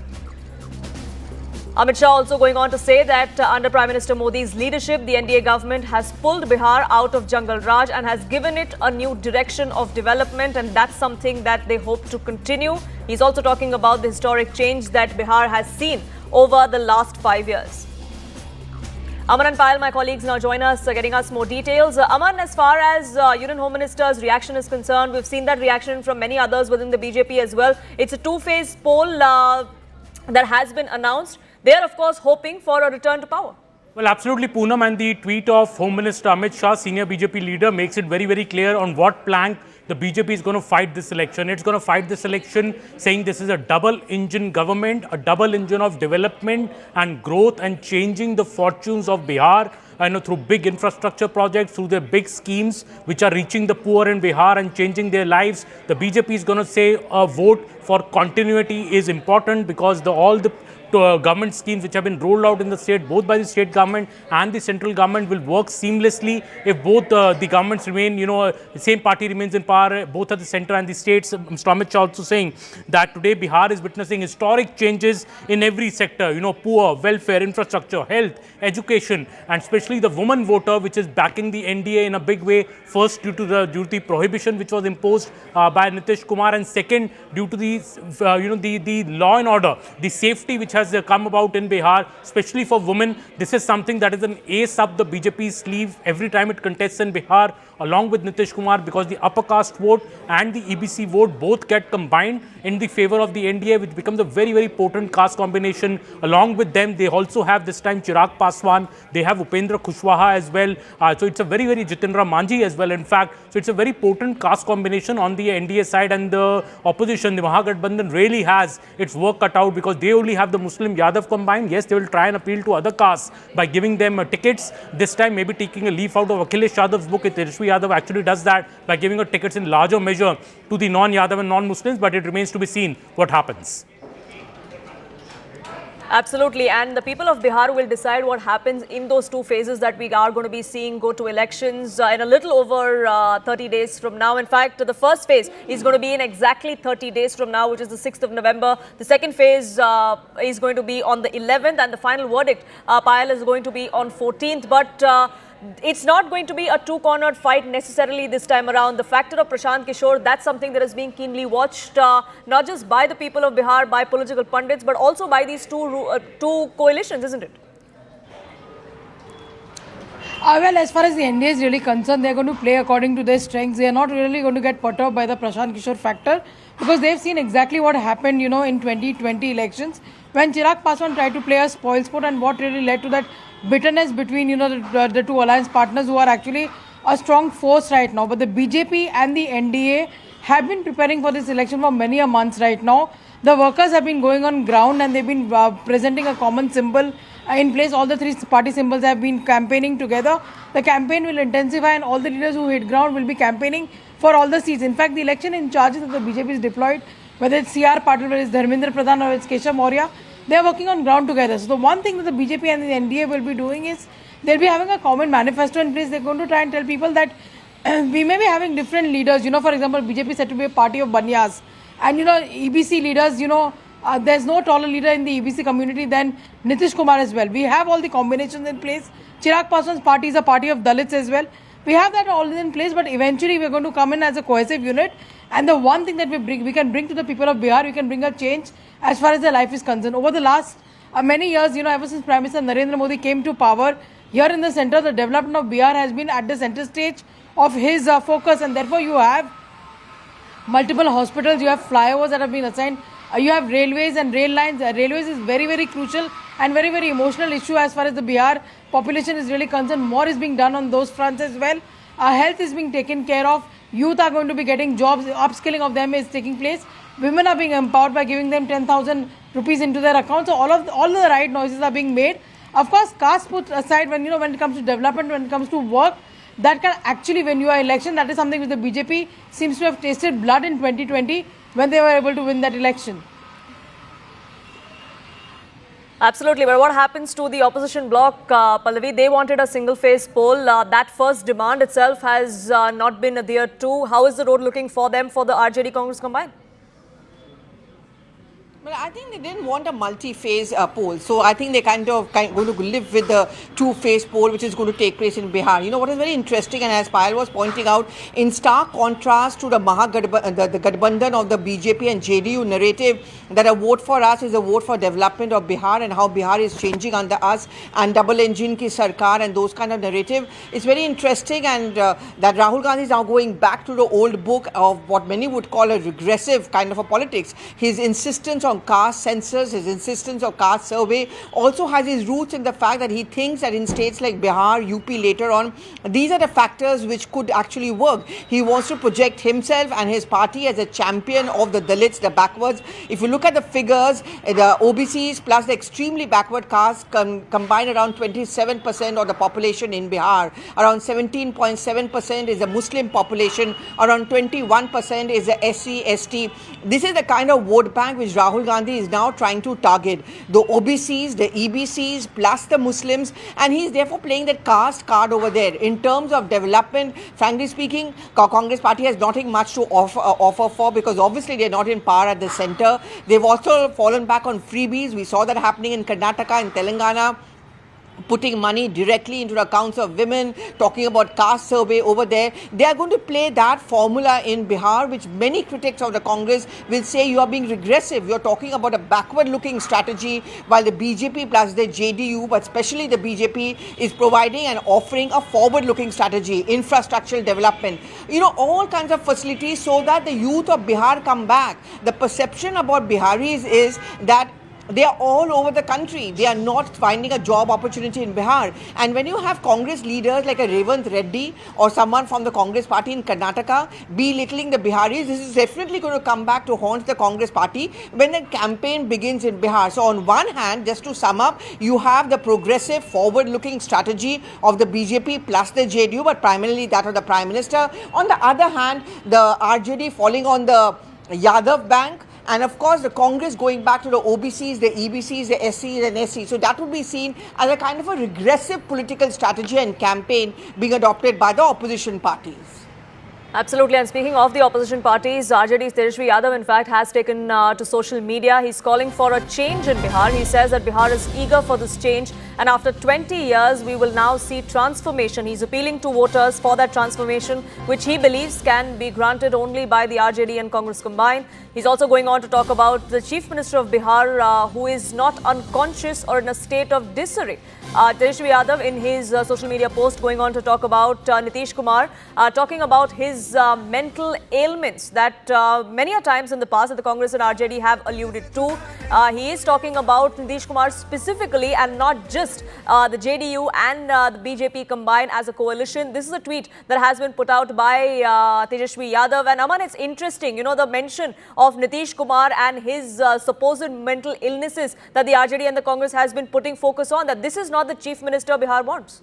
Well, Poonam, yes, Tejashwi Yadav since the last 3 to 4 months have always been taking these pot shots at Nitish Kumar's health, whether he's fully healthy, whether he's fully aware of what is happening around him. Many visuals of the same have been shared by RJD and Tejashwi Yadav when, you know, Nitish Kumar has been on the stage or otherwise. And I think this tweet bears it all open, shows that the gloves are clearly off. Today, he's saying in this tweet that Bihar needs a chief minister who is not unconscious or in a state of disarray or suffering from multiple mental ailments. This is a very, very personal attack now, I think, by Tejashwi Yadav. He also said the chief minister who does not beg with folded hands but knows how to roar like a lion for Bihar's rights, whose challenges make criminals tremble, whose roar wipes out corruption and whose willpower can fill the Bihar's dreams of employment, happiness, prosperity and peace. So clearly, Tejashwi Yadav is here saying that Nitish Kumar is folding his hands before the BJP's central government for everything.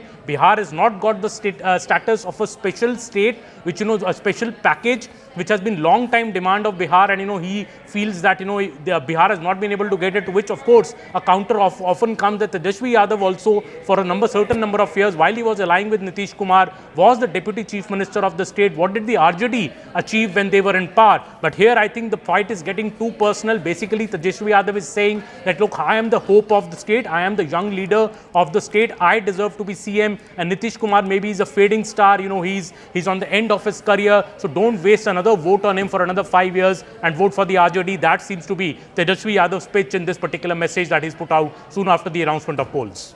And we will see these kind of pitches being made by several leaders, from both sides of the spectrum. Arunima also joins us. Arunima, you were there at the press conference which was held by the Chief Election Commissioner.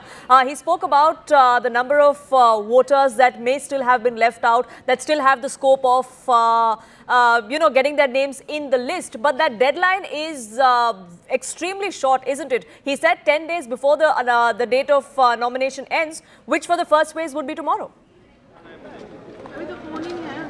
So, you know, this question was put to the Chief Election Commissioner about how they came to the conclusion that it should be a two-phase election, very short, one of the shortest elections scheduled for Bihar. Also, they said that it is correct that a lot of representatives who came to them from political parties requested that the election be scheduled in a way that it is closer to Chhath, because Chhath is the time when migrant voters come back to Bihar. It's a big festival for the Bihari voters, and they could have then taken leave in a way that they could have voted and then gone back to their place of working. But what the CEC said was that this was the earliest they could have scheduled the election. Even now, the way the election has been scheduled, he feels that 1 week's time, around a week, a little more than a week from the time Chhath ends, the first phase of election is happening, and about 15 days is when the second phase of election is happening. So he still thinks that the political parties will be able to convince the voters to stay back and cast their vote. Also, the way this election has been scheduled, if you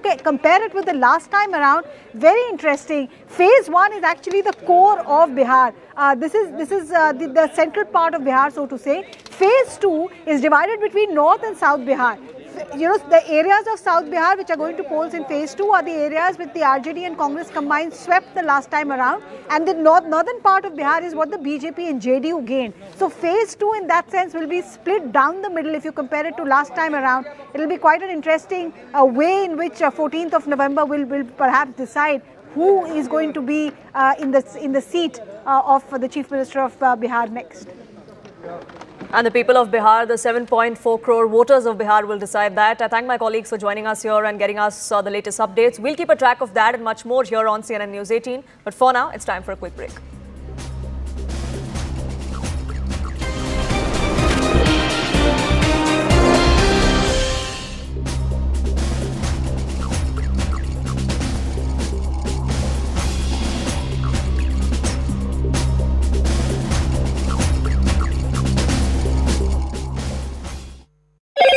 Hello.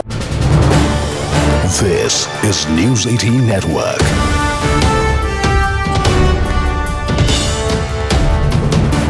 India's largest news network.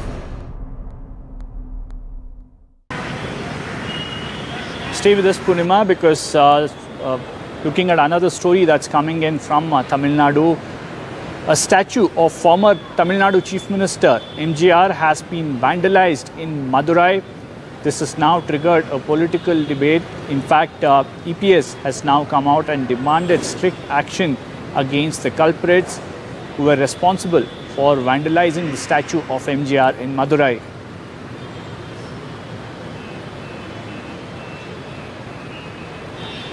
Purnima continues to be with us. Purnima, any headway made in the investigation so far on who perhaps could be behind this act of vandalism?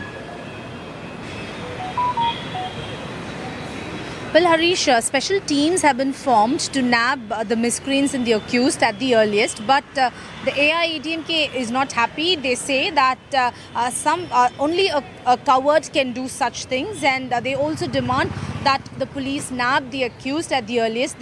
So right now, what police sources tell us is special teams have been formed. They're also monitoring the CCTV footages in and around the areas to identify the miscreants and arrest them at the earliest.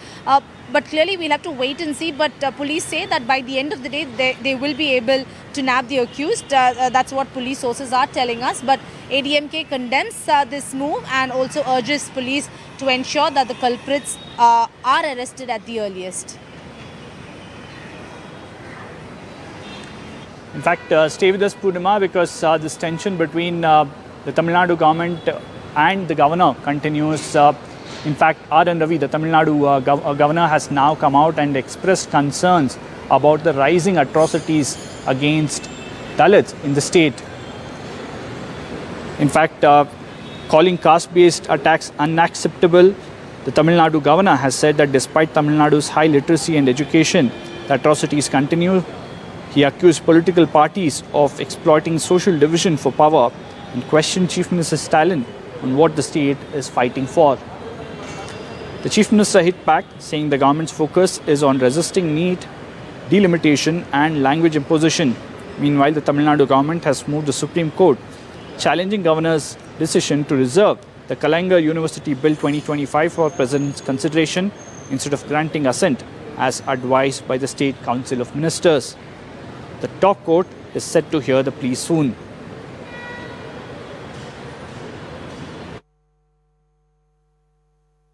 In a state with so much of literacy, in a state where great saints since thousands of years have taught us we are all one and the same, manifestation of the one and the same divine, how Swami Ramanujacharya taught us equality, the great Tiruvalluvar. In fact, when I see our literacy rate, which is far more than any other state in this, perhaps far above the national average, and then I find this kind of a problem. The Tamil Nadu governor once again is lying tooth and nail and is acting as the stooge of the BJP party and as an RSS ideologue. As per data, Tamil Nadu is the most safest place for OBCs, Dalits and scheduled tribes. In fact, 1 in 4 Dalit entrepreneurs in the country live in Tamil Nadu. So which means Tamil Nadu is a place where all castes are equal and where everyone are getting empowered in comparison to the BJP ruled states where the Dalits are being attacked mercilessly. Going back to Purnima, the governor there mentioning Tiruvalluvar, he is talking about literacy rate and saying that despite all this, atrocities against Dalits continue. The DMK now calling him a BJP stooge. Well, war of words between Governor R.N. Ravi and the DMK government is only escalating on various issues. One, of course, is Governor highlighting that atrocities against the oppressed community is much more in Tamil Nadu compared to other states. DMK hits out on that, says that even in Uttar Pradesh, it's even worse compared to Tamil Nadu, and cites data to justify the DMK stance. Says in Tamil Nadu, everyone is equal. That's something that DMK says. However, war of words between the government and the governor is only escalating. And the other issue is when Chief Minister had responded to Governor's speech, where Governor said that he sees posters saying Tamil Nadu will fight, and asked what will Tamil Nadu fight for, and says that only if people stay united can the state and the country prosper. This hasn't gone down well with the DMK. The DMK and DMK President and Chief Minister. Thank you so much for staying with us here on Nation at 5. I'm Poonam Burde. Tension gripped West Bengal's Nagrata after BJP MP and MLA were attacked by locals while they were visiting flood-affected areas. Both leaders sustained injuries and were rushed to a local hospital. Police reached the spot after the incident. Videos of the incident have now gone viral. The BJP has put out those videos where you can see these BJP leaders' car windshield completely shattered. MP Khagen Murmu was seen with blood streaming down his nose. MLA Shankar Ghosh of the BJP suffered minor injuries. His clothes were torn as well. The attack has now triggered a fierce political uproar between the ruling TMC and the BJP, with the Saffron Party accusing the TMC of orchestrating this violence to obstruct relief work. Bengal leader of opposition, Suvendu Adhikari, in fact, has now hit out at Chief Minister Mamata Banerjee, claiming that she is in panic mode after public anger over her insensitive celebrations amid these floods and landslides across North Bengal. বর্তমানে আমাদের গাড়ির অবস্থা দেখতে পাচ্ছেন, এই যে খগেনদা রক্তাক্ত হয়ে পড়ে আছে, গাড়িতে কোনো টাচ বাকি নেই। এই অবস্থায় আমরা দ্রুত বেরিয়ে যাচ্ছি। খগেনদাকে দ্রুত হসপিটালে আমাকে বেরোতে হলো। এই দেখুন গাড়িতে সারা সব জায়গায় কাজ, এই দেখুন পাথর, এই সব লাঠি, এই যে চশমা, সমস্ত কিছু এই অবস্থায় আছে। বিজেপির দুই নেতা তাদের উপর হামলা প্রসঙ্গে একটা বিকৃত প্রচার চলছে, তো সে বিষয়ে দু চারটে কথা। আমরা কোনো সময় সর্বভারতীয় তৃণমূল কংগ্রেস কোনো অবস্থায় এই ধরনের কোনো হিংসা, এই ধরনের কোনো হামলা, এই ধরনের কোনো ঘটনা এটা আমরা সমর্থন করি না। কিন্তু বিজেপি আজকে যেটা দেখেছে সেটা সম্পূর্ণভাবে তাদের নিজের কর্মফল। তারা মানুষের সঙ্গে যোগাযোগ রাখবে না, তারা মানুষের উন্নয়নে বাধা দেবে, তারা গর্বের সঙ্গে বলবে গরিব মানুষের টাকা আটকে দিয়েছি। এবার সেখানে যে তৃণমূল করেছে এগুলোর কোনো সারবত্তা নেই। एक आदिवासी लीडर, 2 बार के सांसद खगेन मुर्मू को जिस प्रकार से मारा गया है, ये अमानवीय है, ये क्रूरता है, ये बर्बरता है और इसे बिल्कुल नहीं सहना चाहिए। इसके खिलाफ संविधान के अंतर्गत जो भी कड़ी से कड़ी कार्यवाही होनी चाहिए वो जरूर होके रहेगी। Kamalika, my colleague, now joins us, getting us more details. Kamalika, the allegations that have been made from the BJP side are grave. Any reactions from the TMC on that? See, there has been reactions coming in, and the reactions is overall that there was a anger amidst the people out there. Now, what is the reason of that? That is still not clear. Even Chief Minister Mamata Banerjee, who is also in North Bengal, she stated she has not mentioned clearly about this incident, but she has mentioned that no incident, nobody should actually do something which is violent. But at the same time, she has clearly mentioned that if in a village when the people have lost their houses and everything, there 30-40 cars come in, then there is a reaction. So that is what they are saying. What the Trinamool Congress is saying, that it is this, these are the areas of BJP and they don't go in that area, and that is why this is the reaction of the common people. But the point is, and they were not carrying flags, that is their point. But the BJP's point is, what the BJP is alleging is that they went there to give relief, they went there to stand by the people. So the people were talking to them, there was no problem with those. But suddenly there's this mob which came, and the Shankar Ghosh clearly stated that Shankar Ghosh gave a reaction yesterday by questioning the Chief Minister, why the Chief Minister was celebrating Carnival, number one. Number two, why there was difference between North Bengal and South Bengal. So the people who were actually attacking him, attacking Khagan Murmu, were also saying that why the BJP raised such questions. That is what Shankar Ghosh has been telling us, and that's what Shankar Ghosh version is. That and from there they are saying that they are quite clear that this is the Trinamool Congress who has done it. We also know that JP Nadda has spoken to Khagan Murmu, but Khagan Murmu is literally not in a position to properly talk. We have tried to speak to him, but he is right now hospitalized. You can see that the blood is coming out. The situation is not good. So everyone, all the Trinamool reactions that are coming, those are all reactions of that this is an anger and all these things. But the point is, in such an emergency situation where there is totally problem and so many people have died, is this the way the people? Is this the way one have reacted? That is something which is very bad politics. That is the feel on ground also. Right, it'll be interesting to see how this pans out. Komalika, for the moment though, thank you so much for getting us the latest on that front. We'll keep a track of what transpires there and the politics that erupts. But for now, it's time for a quick break on this edition of Nation at 5.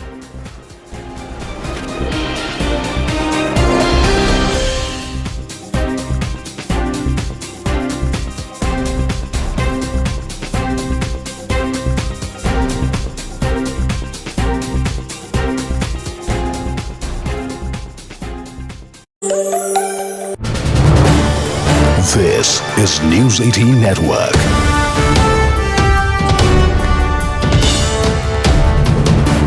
India's largest news network. Of city buses in Hyderabad. This is a breaking news that's coming in just now. The Telangana government has decided to increase the fare of local buses in Hyderabad from 5 rupees to 10 rupees. This is a hike that ranges across multiple slabs. The division has triggered a massive political face-off in the state. The BRS and the BJP have come down heavily on Revanth Reddy government, blaming the Congress for the fund crunch, resulting in the government deciding to tax normal users of city buses in Hyderabad. Congress government, which does not have money to run their promises, which does not even know how to implement their promises, has been failed here, and that is why the entire burden is falling on the people of Telangana, and they are increasing the prices here. There is no free bus scheme. Free bus scheme in Telangana is a farce. It is a fake promise by Telangana, because from the same family today they are paying extra amount with the ticket fare which has been doubled, skyrocketing prices, where Congress government is looting by increasing the RTC fares, which is affecting the people of Telangana.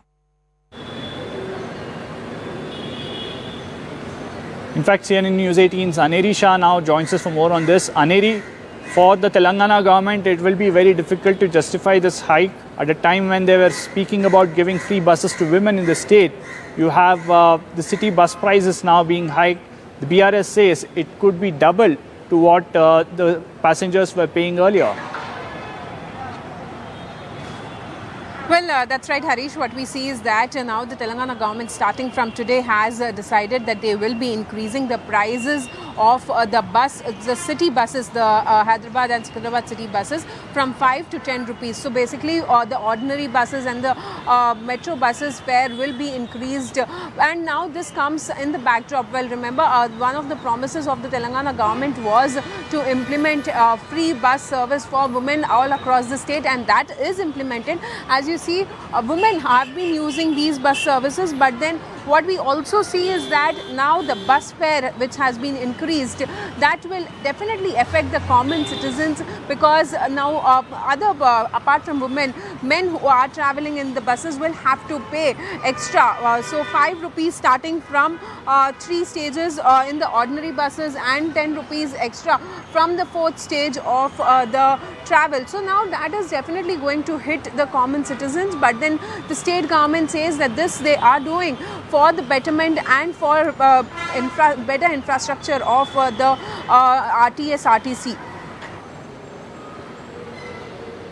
Absolutely, thank you, Aneri, for joining us with all those details. Well, after the Congress government in Karnataka, it's Telangana government in Telangana which is facing a lot of flack for increasing bus ticket prices. Well, that's all we could pack in today's edition of Simply South. Time to look at other news and developments on the other side of the short break.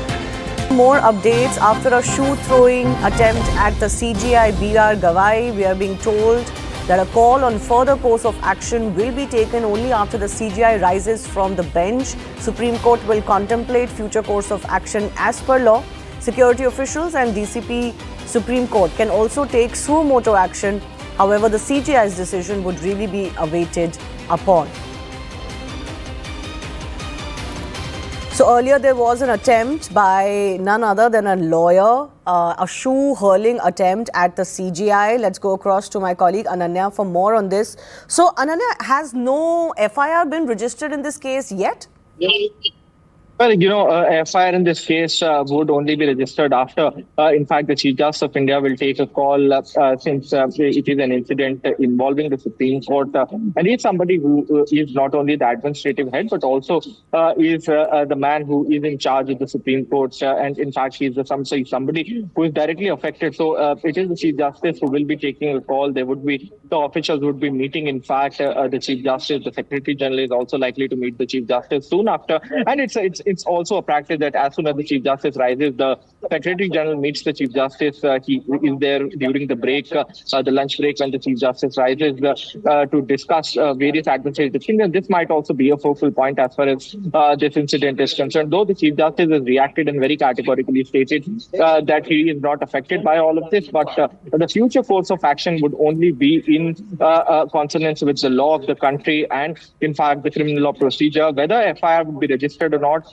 though it is the prerogative of, in fact, the administration of the Supreme Court. Either they can file a complaint, and in a different way, the security officials present inside the Supreme Court and also the DCP Supreme Court security can also initiate suo motu action by registering a suo motu complaint and then registering a FIR. So what happens next is something that only time will tell us. But until the Chief Justice rises from the bench, it is unlikely that any development would actually follow as far as things are concerned. We've also been told that there is a likelihood that the DCP could have met, in fact, the Secretary General of the Supreme Court as well. And that is, in fact, a norm. That is something that generally happens if at all some kind of a security breach or incident happens which involves the DCP. They usually meet the Secretary General, who is the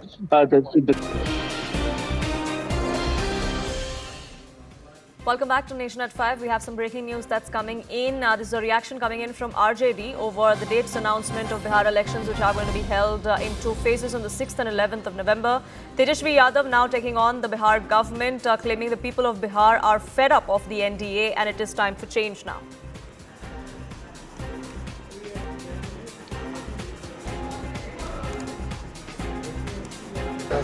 देखिए, बिहार के लोग जो है इंतज़ार कर रहे हैं और ये जो तारीख जो है ये बिहार के लोग भविष्य में अगर इतिहास पढ़ेंगे पन्नों में तो ये सुनहरे अक्षरों से लिखा जाएगा।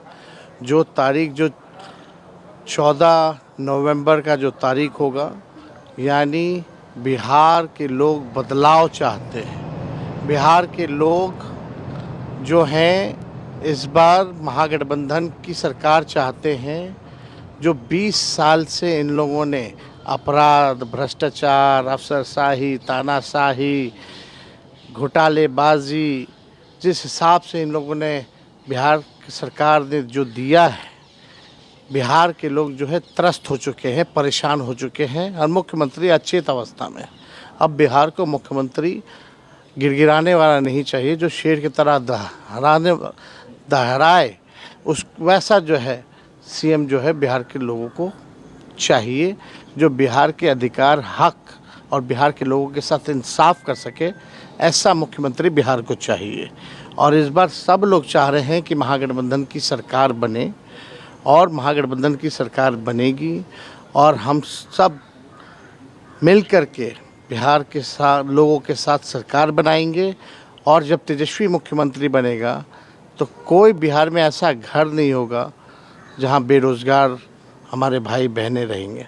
तेजस्वी आएगा तो हर एक के हाथ नौकरी और रोज़गार दिलाने का काम करेगा, और आने वाला जो बदलाव होगा, बिहार बेरोजगारी को जड़ से ख़त्म करने का काम होगा। ये उत्सव जो है अब आज से शुरू हो गया है, और ये 14 नवंबर के रिज़ल्ट में ये आएगा, और बिहार के लोग इस बार तेजस्वी के साथ हर एक बिहारी सीएम होगा। सीएम यानी चेंज मेकर बनेगा। ये हम सब लोग मिलकर के एक सुनहरा, बेहतर, विकसित बिहार बनाने का काम करेंगे। एक अंतिम सवाल, जिस तरीके से Nitish Pallavi now joins us, getting us more perspective. Pallavi, Tejashwi Yadav there not only hitting out at Nitish Kumar and the NDA, but making it very clear that it's a fight between him and Nitish Kumar. Yes, and which is very much natural because it's CM versus CM, and he's clearly projected himself as the next Chief Minister of Bihar and the CM face of the Mahagathbandhan. What I really find interesting is that he too understands the importance of using a development pitch as far as election campaigning is concerned. And in Bihar, we have been speaking of a large number of Biharis who stepped out of the state because they feel they have no job opportunities in the state. And while the BJP is projecting their rule and their governance as one which is going to bring one development, more job opportunities, and the return of youth back to Bihar. Over here, what Tejashwi Yadav is applying the same pitch, which is you vote for me, and I'm going to ensure that in every family, no one is berozgar or unemployed. So Poonam, the pitch for this election is clearly the job mantra, the employment mantra, and both the sides are projecting themselves as a CM face which is going to ensure this. Right, Pallavi, thank you so much for getting us the latest on that front. These barbs are only going to get more acerbic as we head into election days, the first phase of which is going to be held on the 6th and the second on the 11th of November. Result and the mandate for Bihar will be out on 14th, and CNN News 18 is going to be your destination for that. We'll keep a track of that and much more here on Nation at 5, but for now, a quick break.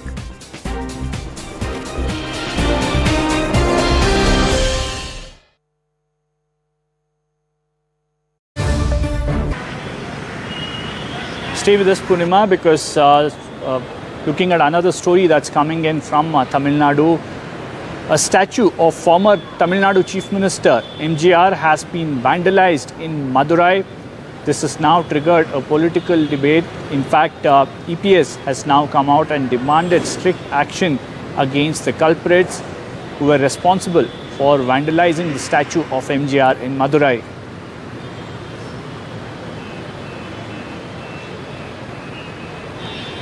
Purnima continues to be with us. Purnima, any headway made in the investigation so far on who perhaps could be behind this act of vandalism?